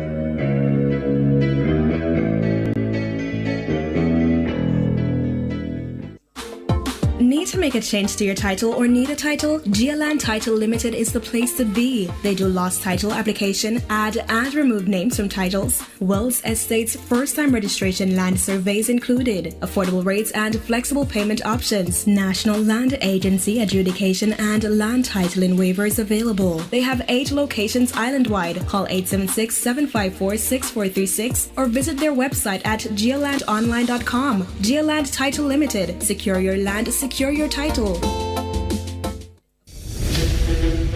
This station raised me. It gave me a voice. And if Nationwide has ever meant something to you, come on in. Join the Nationwide 90 FM Family Club today on Patreon.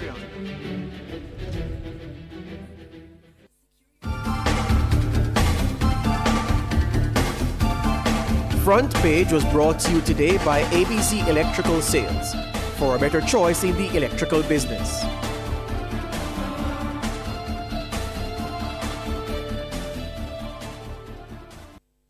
You're listening to Nationwide 90 FM. The time is 2 minutes after 8. From the mountainside to seaside, countryside to townside, inside and outside, it's across Jamaica this morning.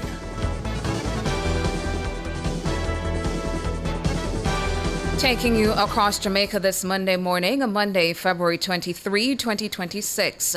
A cold front is expected to move across the island Monday night through to Tuesday.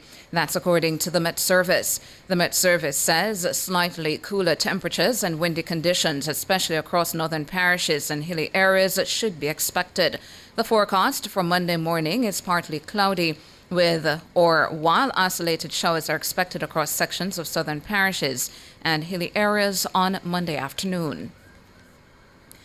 Justice and Constitutional Affairs Minister Delroy Chuck is urging JPs to give information to the police that will lead to the recovery of illegal firearms. Minister Chuck made the call on Sunday while addressing the commissioning ceremony for Justices of the Peace for St. Andrew at the Carl Hendrickson Auditorium at Jamaica College. I say to the Justices of the Peace, those who are commissioned and those to be commissioned, make sure you work closely with the police. Don't do police work, but get information to the police as best as possible. And you know, Commissioner, and ladies and gentlemen, murders are going down. But still, over 75% of killings are caused by guns. It means there are too many guns across the island. Delroy Chuck, Minister of Justice and Constitutional Affairs. Finally, across Jamaica, Minister of Agriculture Floyd Green has pledged to revamp agriculture education. He says a modern, transformative and innovative agricultural sector must begin with agricultural education. Speaking recently during Founders Day at the College of Agriculture, Science and Education case in Portland, Minister Green said that the education system must facilitate the monetization, transformation and growth of agriculture. Green says that the ministry will be spending a lot of time, energy and resources to ensure that at our primary, secondary and basic school levels that people are taking agriculture seriously. Some of the planned initiatives include doubling the budget for the school gardening program. This is aimed at ensuring that agricultural programs, especially in secondary schools, are not just theoretical. He added that vertical hydroponic towers were also recently presented to Manchester High School and Homewood Technical High. He said that another aim is to ensure that in every area there is a secondary school designated as a center of excellence for agriculture. These institutions would feature farms showcasing all forms of agriculture. Minister Green also recently announced a scholarship program to award the top boy and girl in agricultural science in each parish with a scholarship to Case. And that's it for Across Jamaica for this Monday morning.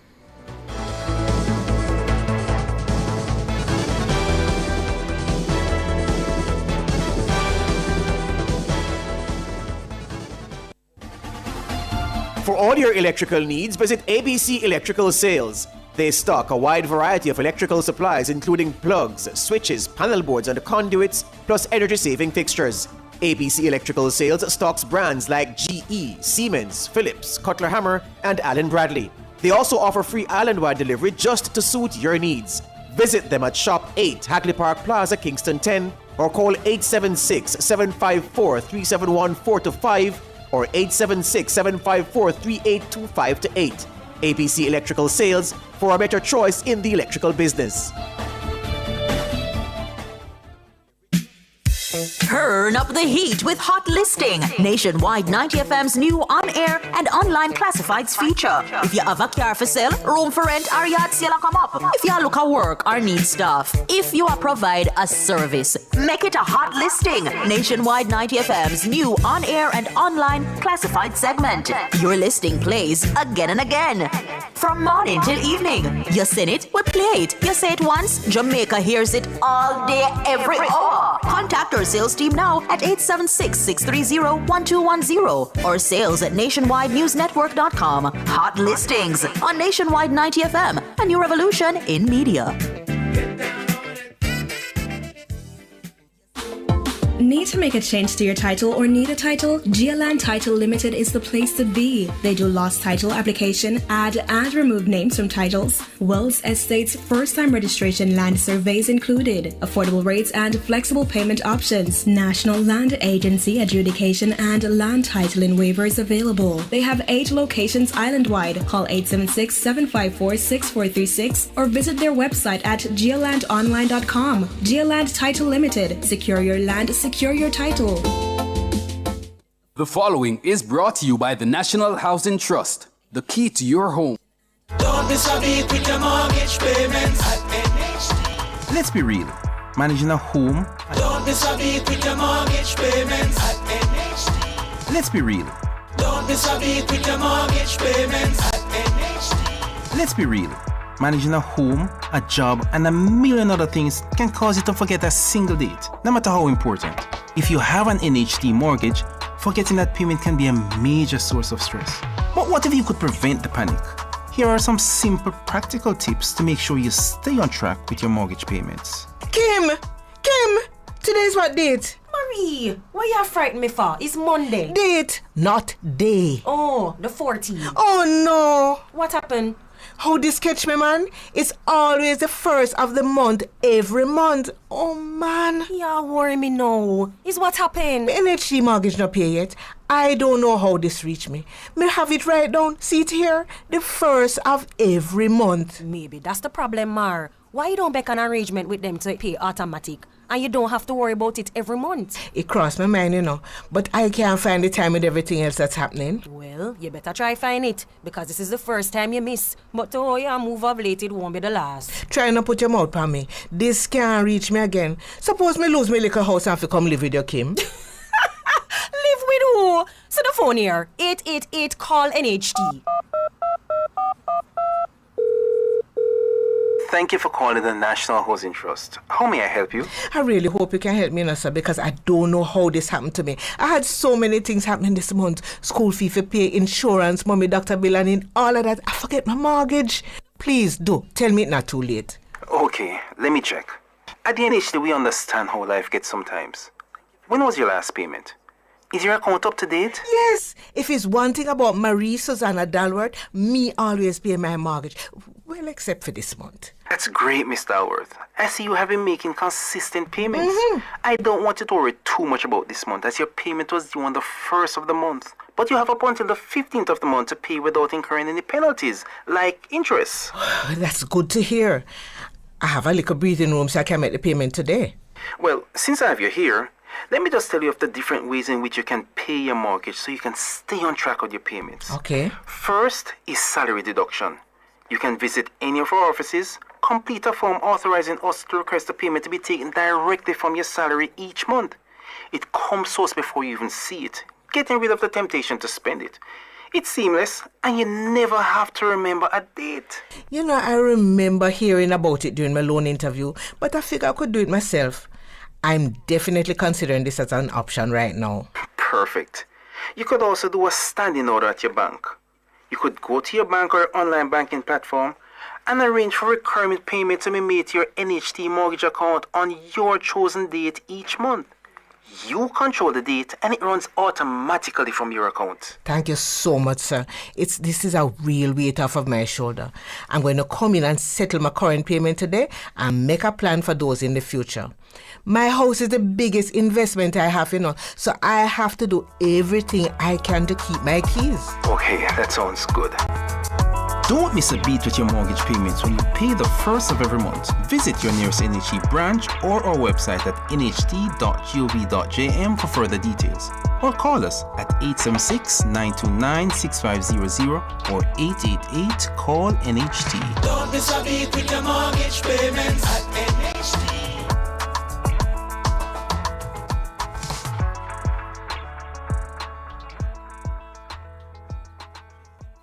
The preceding was brought to you by the National Housing Trust, the key to your home.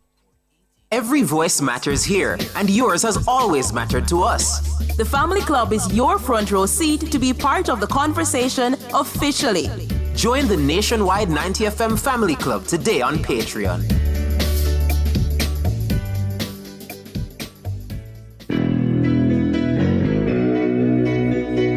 You've stood with us through every headline and every difficult moment.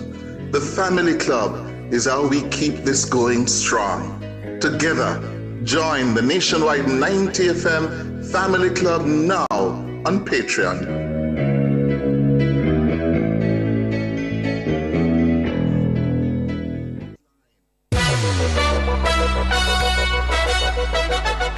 You may have been been hearing the teasers. Now it's official. Beginning Monday, February 9, 2026, Nationwide News Network launches something special. The Nationwide Family Club, exclusively on Patreon. With the Family Club, members get early access to our documentaries before anyone else. Some of your favorite segments, including Cliff Says, What's on My Mind, Cover Story, and others, will now be a click away inside the Family Club. There are 3 tiers of membership. First, Bronze, the Family Insider, behind-the-scenes access, Monday motivational videos, members-only chats, and on-air birthdays and anniversary shoutouts. Second, Silver, Nationwide VIP. Breaking news alerts, exclusive documentaries, quizzes, personal milestones celebrated on air, and weekly family roll call mentions. Oh, and for our biggest supporters, our gold category, elite listener, full archive access, early releases, private studio tours, live show experiences, personalized birthday videos, and exclusive live streams. From historic election coverage to lifetime, impact, Jamaican milestones, and rare archive content. This is Nationwide like you've never seen it before. The Nationwide Family Club, coming to you February 9, 2026 on Patreon. Join the family, support Nationwide 90 FM, the station that informs, entertains, and educates. Visit patreon.com/Nationwide News Network. That's patreon.com/Nationwide News Network. Nationwide Family Club, where you are family, because we see you as family.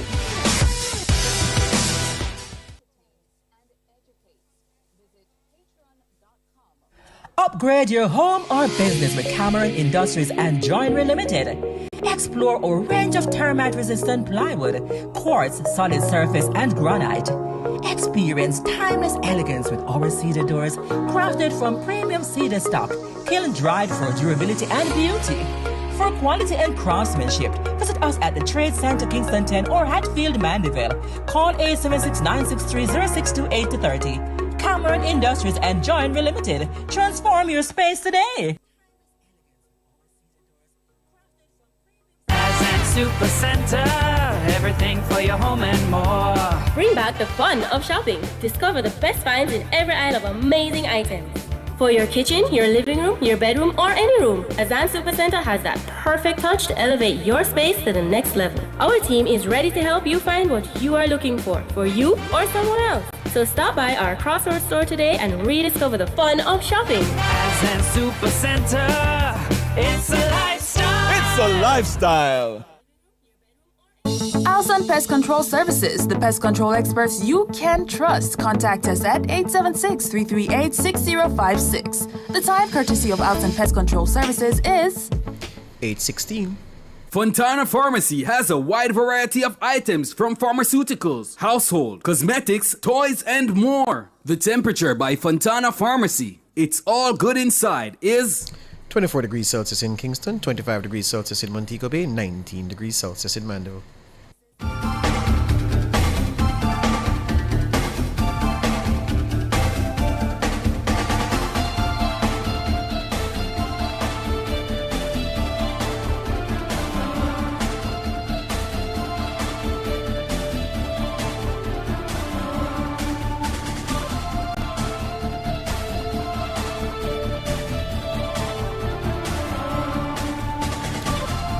Errol Townsend is talking to Annie Smith in the chat. He says, Annie, I'm at work from 5 in the morning but can't go anywhere. So we're all sitting here because we're not allowed on the highway by order of the state police. I saw the weather bad.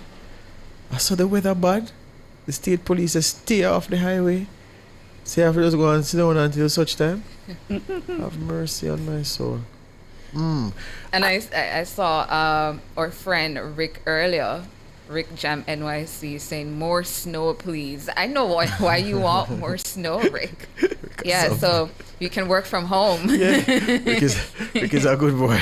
Morning, Rick. People like Philip who on the long haul drives. I wonder how Philip managing the snow. Philip Jackson. I could hear from you, Philip.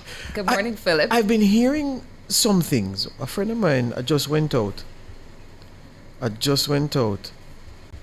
and I got a message from one of my brethren asking me about the details, because you have some people feel say me know everything, and I know everything will happen everywhere in the world, me know. Yeah? Anyway. Right. Him said to me, so I must tell him the details of the fist fight in Savannah Lamar between a certain political representative and another person. So I said, what? And now I'm seeing it in the chat. A fist fight. Yes, and the person who asked me the question is not a person to ask frivolous questions directly. So I told him that, what? Give me some details. Him say, well, he says one of the parties is a JLP supporter, but he's just a supporter. But he says the other person is a political representative, and that I don't know who started the fight, I don't know how the fight, I don't know even if there was a fight, but he says there was, and he's asking me if I know the details, the circumstances, and I see people in here now talking about a fist fight in Western Jamaica involving a certain political representative. What a thing. Yeah, well, we should check. Yes, I've asked a couple of questions of some other people, so let me see what comes up. Because if that did happen, that sounds like a matter for the police. Yes. So they might have information on what that is about. Yes. Yeah. All right. Yeah. Mr. King, what are we? So 630-9371, 630-9372, 630-9373, 630-9374, 618-6730. You know, I see from the interview we did with Dr. Chang just now, someone in the chat berating me for asking you about cabinet shuffle. I said, what? Lord of mercy. For the past several days, there's been speculation about which minister change, who's going to retire, this, that. And we've heard about the Ministry of National Security. So you would have him here and not ask him the question? Yeah. What can go so? What can go so? By the way, have you ever seen Derek on the premises? Oh? Yeah, man. Yeah. See, you've seen him? No, I haven't. Yeah, man. But my colleagues have said that they've See seen my buy him. lunch over the same place where you go. Yeah. Oh, really? Yeah, me not trouble him still. Look, I'm in a year. And of course, I wouldn't trouble him. Right. But even a hello sometimes results. Which is why I say in certain actions. They go and let me not see him because label. You understand? He's very tall. I never knew he was so tall. Yeah, man, tall, man. Yeah. Tall, bad. I tell you, I'd love to interview him. For real? There are a lot of people on social media that I'm curious about their life. Yeah. Including him? Including him. Yeah. So, yeah, I'd love to interview him. Yeah. Ask him about his upbringing. Yeah. Yeah. So, I see the people in the chat calling a particular name, which I don't know about that, right? But they must say a certain gentleman beat up. Oh, dear. Yeah, I don't. So, why don't they never tell me from morning? Why don't they make somebody message me and ask me to give them details? Anyway. Here's Philip Jackson. He has popped up in the chat. Yeah, what Philip say? So Philip says, George, fortunately for me, since Monday, I'm in a hotel in, what are you saying here, Philip? Indiana? He says, India. My truck is in the shop, but it's very cold, and he's listening to NNN as his company. Oh. Yeah. So at least you're off the road. Yeah. Thank God for that. Thank God. He says his truck is in the shop. Hope the machine roll out soon, but you stay safe. Yeah? You stay safe. Yvette Baker says, George, I never remember to say it. You can't have news and not tell me news, man. I don't understand. You know? What kind of correspondence will be? Yeah. Yeah, but I'm not calling name because I don't sure. And We're you know gonna how these check. things go. Yeah. You know how these things go. You know, the story that bothered me from the weekend is the one concerning the former footballer, Lucian Anderson. The Arnett Gardens stand out for so many years, and of course the Charlie Smith player as well, who won the Manning Cup with them when they won it first in '88. And I saw the thing and I'm saying, Lucian Anderson, I never knew Lucian Anderson as, but the police say he was a strong man in the area, and the police say it was a confrontation. The police say an illegal gun was seized, and they say 13 rounds of ammunition as well. And I think it was someone who asked in the group last evening if I knew anything about him, and I said clearly that I didn't know him to be that. And I know people in the community very well. I would say I know a lot of people in the community because by virtue of doing so many football games in jungle, you know people, and people see you, watch you, know you, you talk, and the ex-footballers and everything. So and there's a strong group of ex-footballers who come to Arnett Gardens games religiously.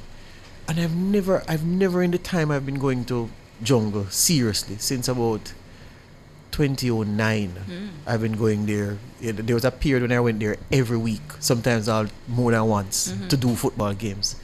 And I've never picked up that, because you hear about other people, other guys who, boy, them man there. But I've never heard. That don't mean nothing, but I'm just saying I've never heard. So the Lucian Anderson I know, I would never associate with violence of any kind, but the police say otherwise, and they say it was a confrontation with him that resulted in him being shot. You saw the video of the people protesting. We had to edit the voice recording we used. Yes. But yeah, irate residents, and it didn't look good on the ground in the moment they were removing what I thought was the body, to take it to the hospital or to take it to the morgue or wherever it is the police remove bodies to, or hospital first because it has to be pronounced dead. So yeah, it was a tough situation in Jonestown.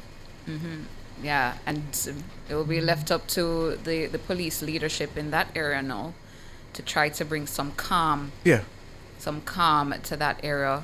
Yeah, because the last thing you want is for anybody to take the situation anywhere further. He was 55 and he played for Arnett Gardens with distinction for many years. He was a stalwart and a very, very good footballer. Anyway, Marie's online. Good morning, Marie.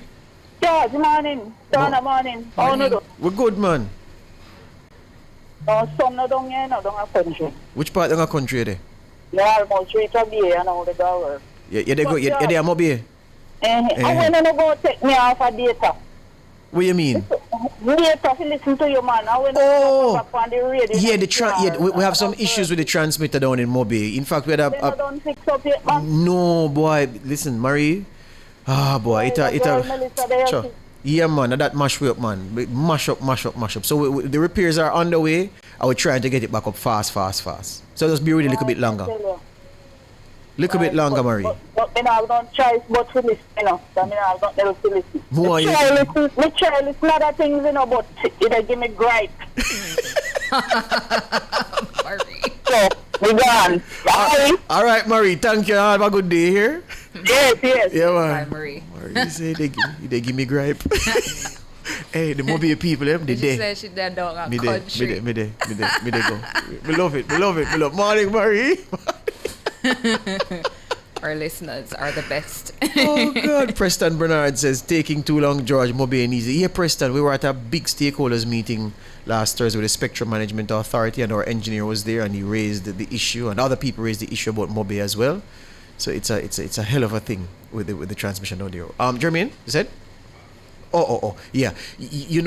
I learned last week, Tana, that the radio frequencies that we use, when I say we, not just nationwide, but the radio stations, some of them are dangerously close to the signals that the pilots use when the JDF pilots, and when some people, as they would say, turn up them frequency, and they overmodulate, it bleeds into the communication that the pilot so the pilot frequency starts at 108 and goes up to about 321, Jermaine. I think it's 108 to about 321, 328, 108 to 328. So one of our foremost stations is 107.7. And I'm not saying that they do, but I'm just showing you how close 107.7 is to 108.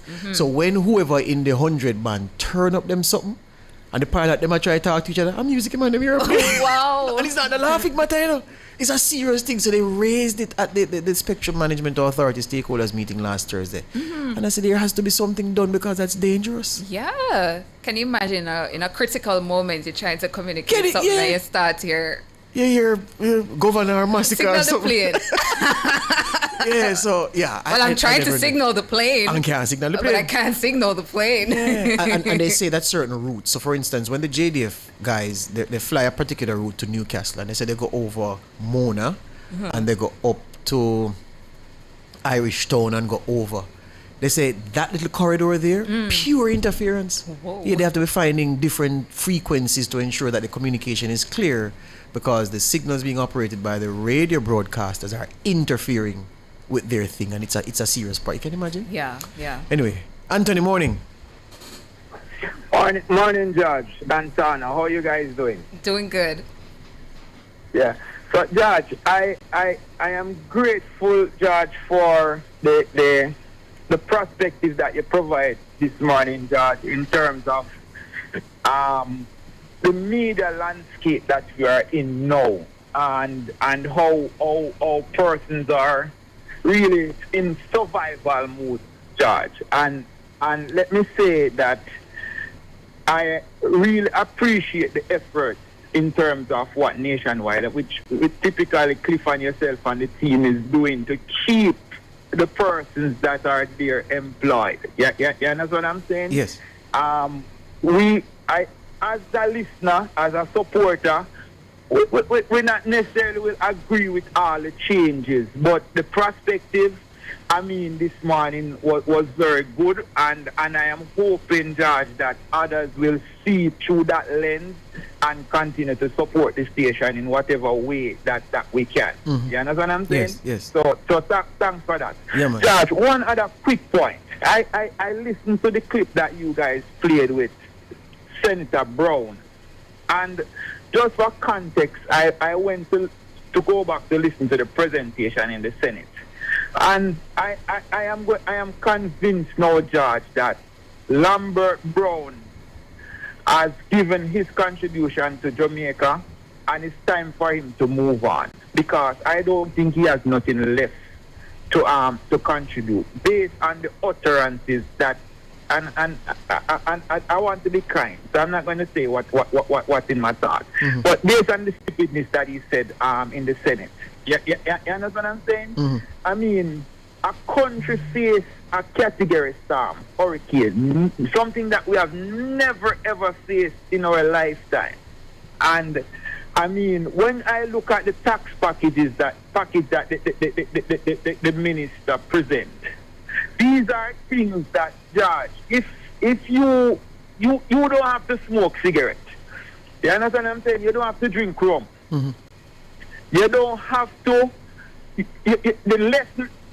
the sugary drinks, and it's not even now we've been talking about these sugary drinks, George, and those are the things that serious our consideration was put into, George, and to tax those things. And you are going to say that you have an issue with that. Yes. I heard a clip with Dr. Arton giving a comment on the tax package, which I think was more thought was going to it, and which he was actually agreeing with the choice that the government makes. So I mean, listen, Lambert, time to go. Give space to somebody who have fresh thinking and all of that, George. I mean, I'm tired of listening to this man over the years now and whatever, and I don't think him have nothing left to contribute to us. All right, that's your view. You're entitled to your view, sir. Yeah. All right. All right, brother. Thank you. Do we take the break, Mr. King?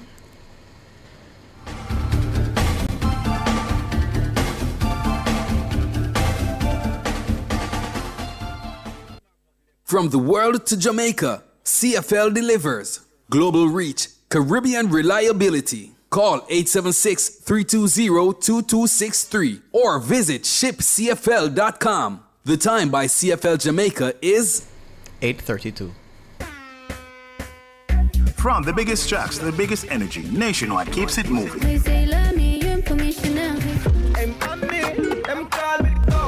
If you love the vibes, come and lock in with us for real. World boss, if a prison could stop me. Join the Nationwide 90 FM Family Club today on Patreon. Practice. God me say you watch you of me practice.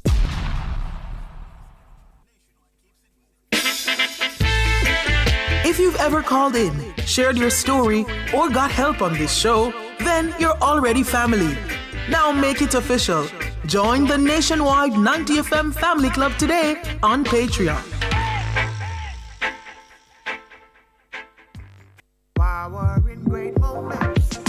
If you have financial needs, Chris and Charles will fix them for you. Power in great moments since 1992.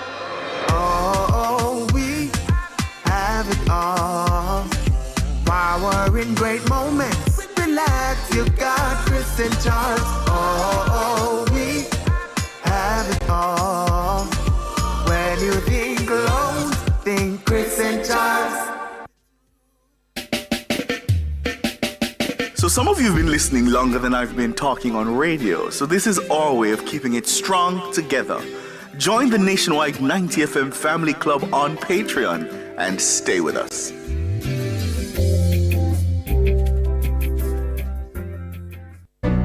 Morning after morning, you've made Nationwide 90 FM part of your routine. So let's take this connection one step closer.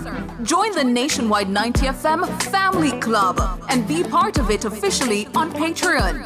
Family, amazing family. I didn't hear you leave. I wonder how am I still here? This show is your escape, your vibe, your reset. But I will go down with this shit. If Urban Paradise ever brings you peace, joy, or a little relief, surrender. Come closer. What you won't do. Join the Nationwide 90 FM Family Club today on Patreon. You tried everything, but you don't give up.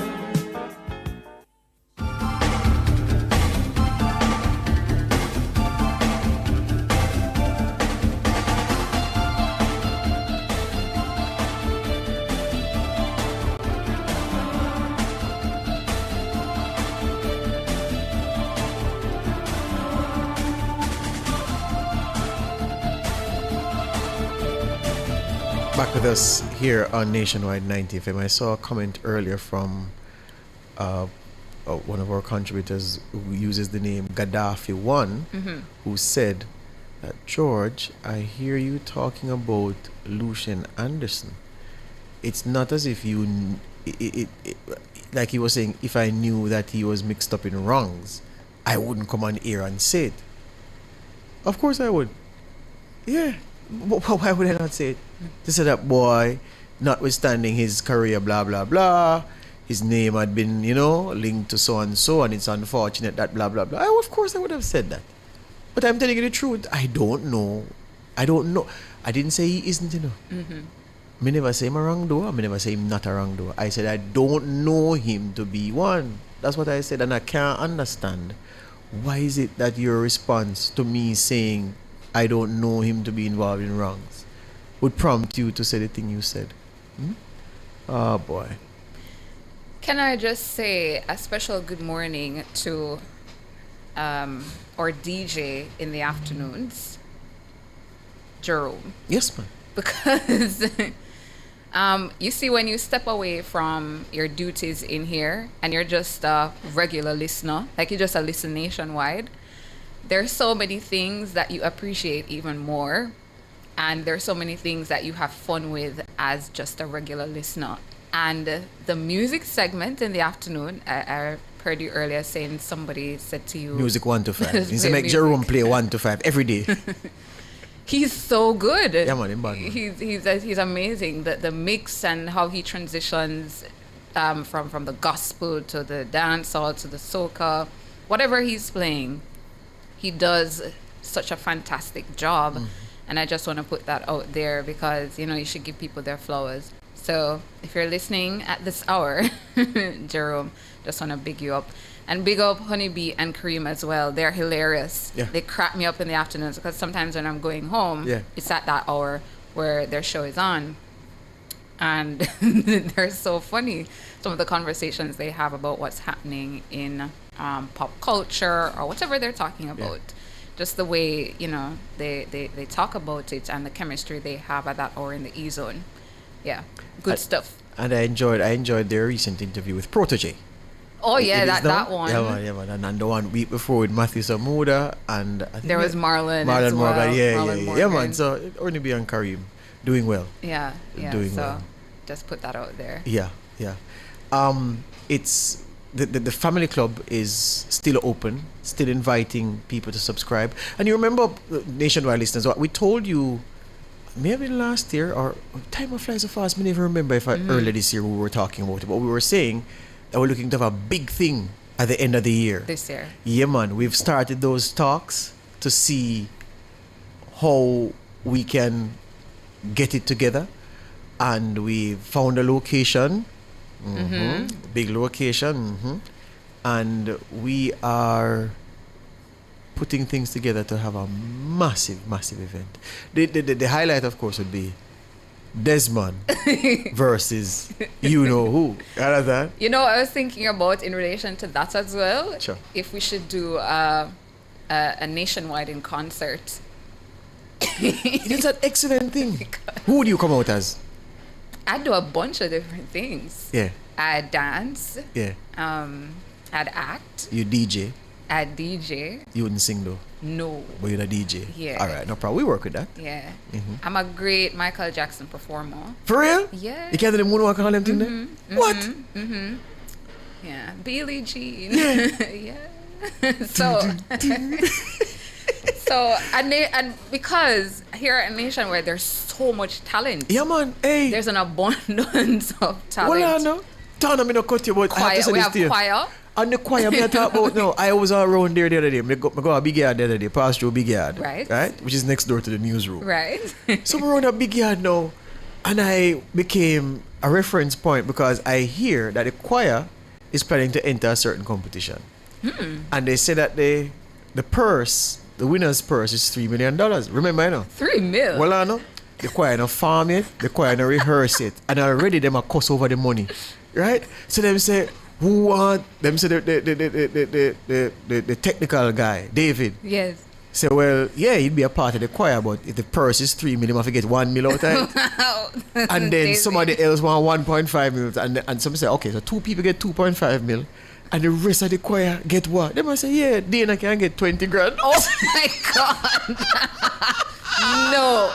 That's doing Dana bad. Yeah. Dana is one of the singers. But Tana, what is David gonna do in the choir? Me don't know, but David said 1 million for him alone. So I'm saying the people them start quarrel over sharing. Me talk about proper quarreling over sharing on the money. I say, hold on there.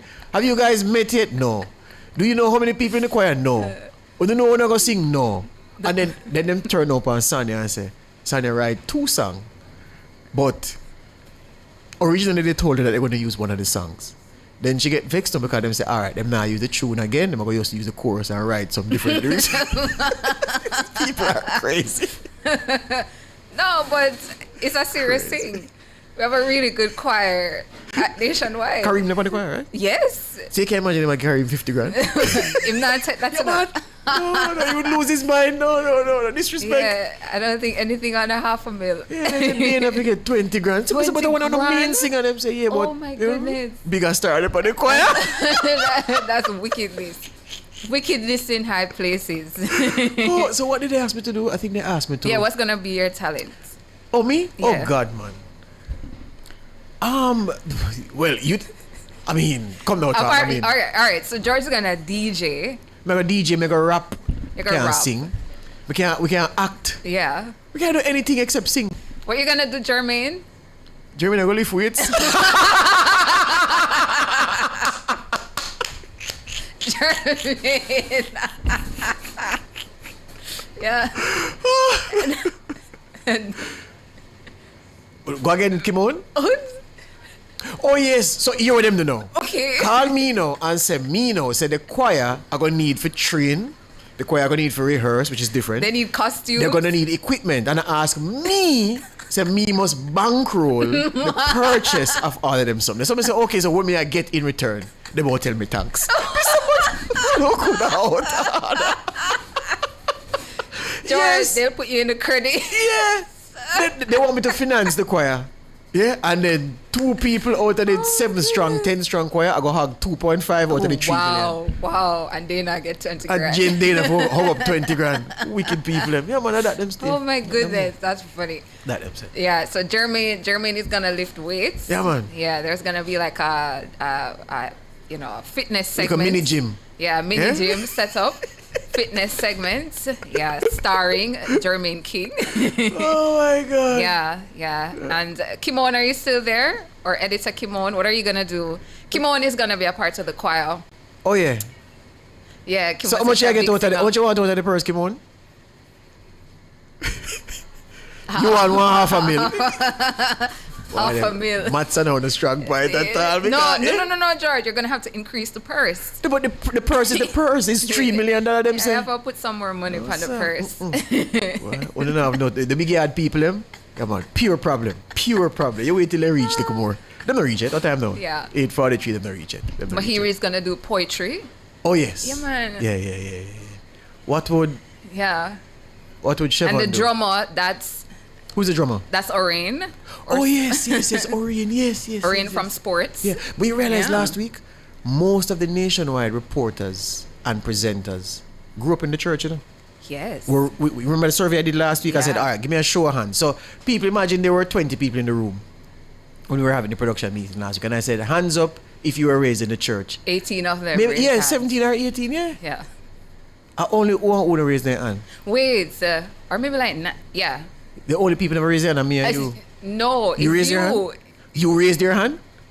No. But I grew up in the church. No, the question was about baptism. No, man. It was who was raised in the church, not baptism. Yeah, man. So I was raised in the church. Okay, so that means when you asked who and then we asked another question. Got baptized. Yeah. Most of the room also raised their hand. So that's why nationwide blessed, you know, because you know, when you grow good and raise good, someone will just come at town and you know.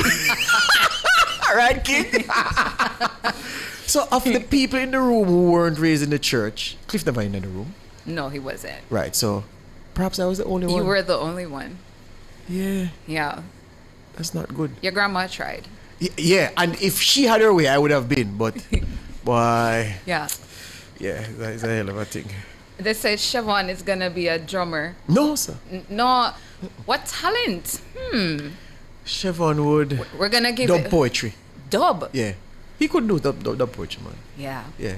Spoken word kind of thing, yeah. He could. With some classical music as a background. Yes. Yeah. Yeah, man. Some Beethoven. Yeah, man. Yeah. Some Bach. Yeah. Beethoven number 5 or something like that. Yeah. While he does his thing. Yeah, man. Full of talent. Oh, boy. Talent can't done, but boy, then greedy. Greedy bad. Break time.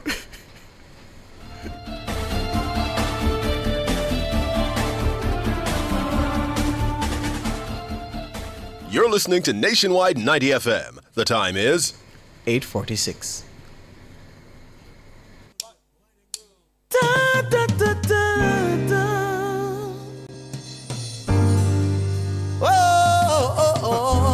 It's pressure. Let me give you some love and affection. You got my attention. You need no correction. Major pour blessings in your direction. You got my attention. What an impression.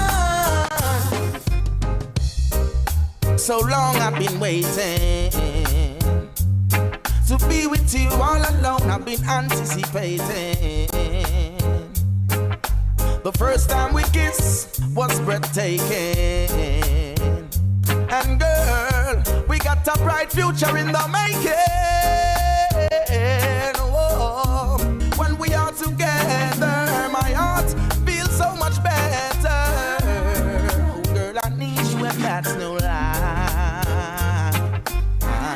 Whenever that we make love, I arrange that you take us. And I'm so glad that I made you mine. Oh, keep that precious smile on your face. I will keep you warm and safe. Make it worthwhile, just you and I with love the most I create. Let's start a family and make things great.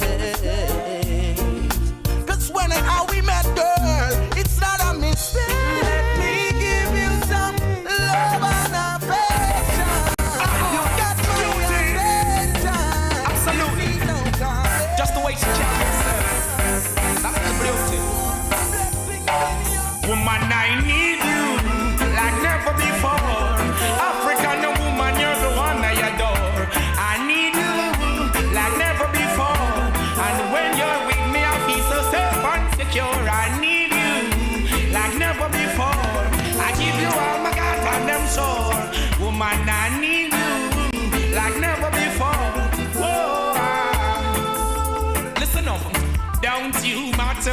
people might say, black woman, you're my everything. I need you, girl, every night and day to give me my love, that's the very thing. So let us stay together, we can make things better. Look at the joy we bring. And life is what we prefer, goodness is what I refer. To tread on the wings of wings. Friends, come and tell you it. Listen, girlfriend, I'm the one that you deserve. So let me take you by your hands, both of us will walk the earth. Love come first, don't you know what life really worth? I need you like never before. African woman, you're the one I adore. I need Time now for birthdays and anniversaries. Melissa Williams in the chat sending happy birthday to her niece, Kaylee, who turns 12 years old today. Happy birthday to you, Kaylee. Wishing many blessings, baby girl. Love you, says your auntie, Melissa Williams. And Kingsley Graham is sending happy birthday. He says to my sister-in-law, Simone, in cold England, wishing her the best. We all love you. So happy birthday to you, Simone, from your brother-in-law, Kingsley Graham, and the family. I'm also seeing here Everall McDonald sending birthday wishes to a friend, Shireen. So it's belated happy birthday greetings going out to you, Shireen, who works at Scotiabank in Mandeville. Yesterday was your birthday. So belated happy birthday to you. Belated happy birthday greetings also going out. This one says to my sister Grace, 54 years old yesterday.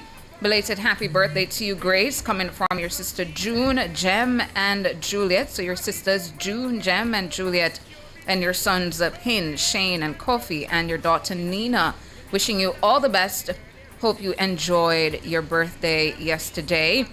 Happy birthday greetings going out to Sergeant Jennifer Reed 10 at the Police Federation, Maureen McCreath Budo in Kingston, Andre Saunders in Mobay, Andre Ennis in Albertown in Southern Trelawney, Vanessa Beasley in Falmouth at the NIS office. Belated happy birthday to you, Vanessa. Belated happy birthday greetings also going out to Linda Rose of Johns Hall and Mount Vernon, and Arnold Coke in Sav. Belated happy birthday as well to Danae and Chelsea Ann McGaw in Kingston. And happy 16th anniversary to Sergeant Jennifer Reed 10 and Norris Vincent 10 in Kingston. Happy anniversary to the 10s, wishing for them a lovely day. All of these greetings are coming from Sergeant Wayne Wallace. And this one says, happy birthday to Jamal Williams. Your birthday's today, Jamal. Happy birthday to you, coming from your dad, Magnus, and the family. And greetings, this one says, going out to our loving husband and father, Gordon Hutchinson, from his beloved wife, Faye, son, Andre, his grandchildren, and friends. Mr. Hutchie. Yeah, Mr. Hutchie, happy birthday to you. Wishing for you a lovely day from your wife, Faye, your son, Andre, your grandchildren, and your friends. Morning, Mas Ochi. Morning, sir. Happy birthday to you. Richard Hamilton, Manager of Communications and Public Affairs at the OPM, Office of the Prime Minister. Happy birthday to you, sir, your friends, and your combo. I'll big you up this morning, Richie Hamilton, Manager of Communications and Public Affairs at OPM. Happy birthday to you. Hope you enjoy the day. Did you do the one for Melissa Williams? Yes, for I did. Kaylee? Okay, good. Mm-hmm. And over on Facebook, happy birthday greetings going out to Rosemary Wright, to Chase Nathan, Ray Fraser, Kadian Edmond, Carrie-Ann Taylor, Carla Mullings, Trudy Benz, and Erica Fletcher. Happy birthday to all of you, and happy birthday as well to Shelly Thunder. Shelly Thunder? What? Oh my goodness. Oh yes, man. Shelly Thunder. Shelly Thunder was one of our foremost female DJs. Yeah, when I was a little yeah, man, Shelly Thunder used to, your videos are on the TV all the time. This was in the one station days of JBC. Mm-hmm. She had a song which say, sometimes a man forget, forget. Oh, that's Shelly Thunder? Yeah, man. Oh, big up yourself. Happy birthday to you, Shelly Thunder. I know that one. Wishing for you a fabulous day. A fabulous day. Happy birthday.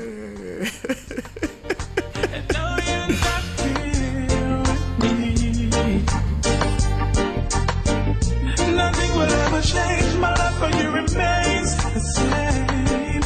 I can't wait to see you again. You're always on my mind. You're always on my mind.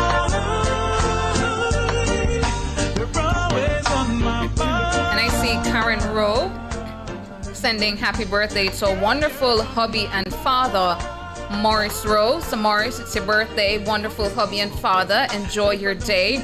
Coming from your wife, Karen Rowe, and your family. I'm also seeing here, where's this one? Happy birthday. Nicole Samuel says happy birthday to myself. So Nicole, it's your birthday today. Happy birthday, Nicole. Happy birthday, Nicole. Wishing for you many, many more. Happy birthday. Nikki Sam. Happy birthday, Nikki. You saw the one from Vivacious Verlene Hall Smith? No, I didn't see that She one. says birthday greeting to Katharina Brown Martin from Portmore Wesleyan Holiness Church. She says enough blessings to you, Katharina Brown Martin. Portmore Wesleyan Holiness Church, Verlene Hall Smith sending the greeting.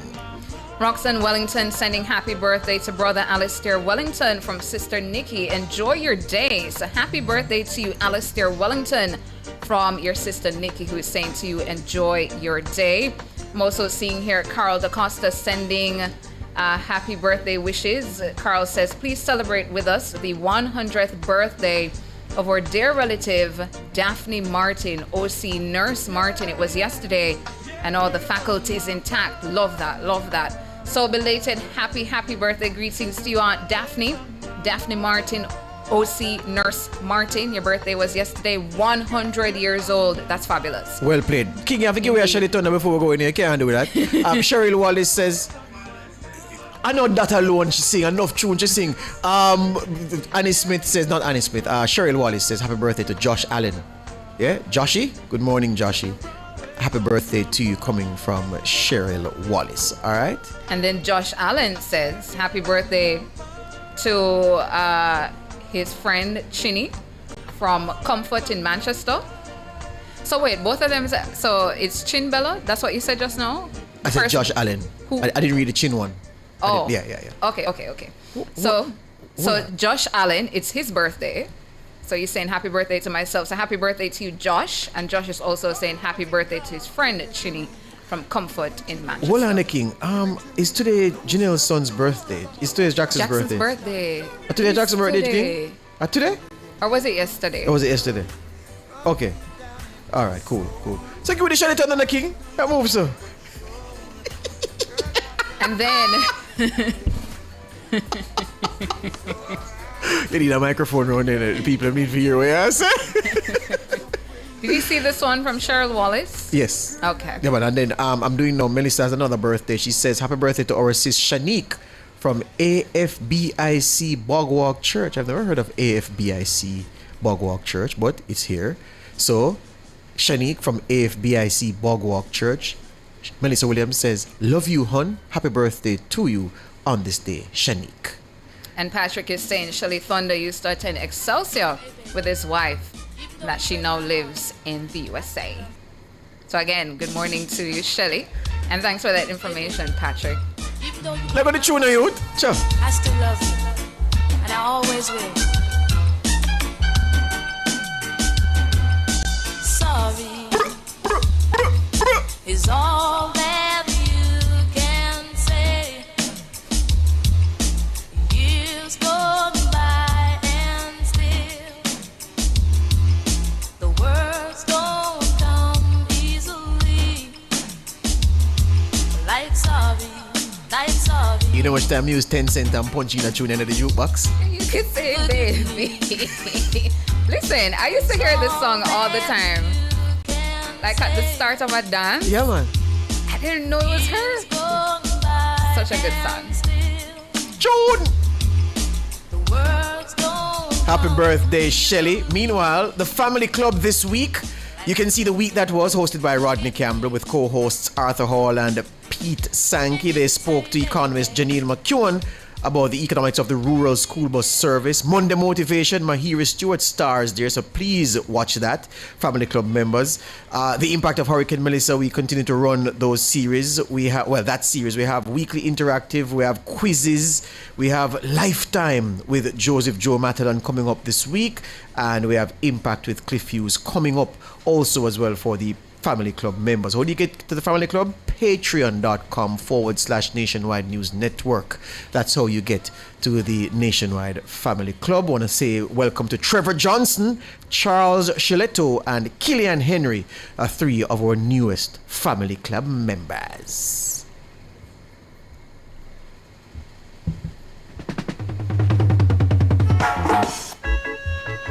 I think I found the love of a lifetime. Junior Tucker! You know the artist Atana? You know Junior Tucker? Hold on. Imagine I was just another lonely soul, walking through this world with no one to call my own. Then you were standing there, straight out of the picture book. Ooh, I was lonely not by chance, but by probability. Oh my God! As we go, Samuel Medley sending belated birthday greetings to his son, Michael.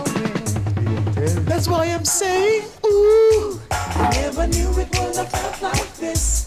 And we've only gotten to a kiss. I think about the love of a lifetime. That's why I'm saying, oh, I never knew it would have felt like this. And now we've gotten way past the kiss. I think I found the love of a lifetime. As I approach to the pen and I think about you. And that's about it for the show. Thank you so much for tuning in to Nationwide this morning, NTM.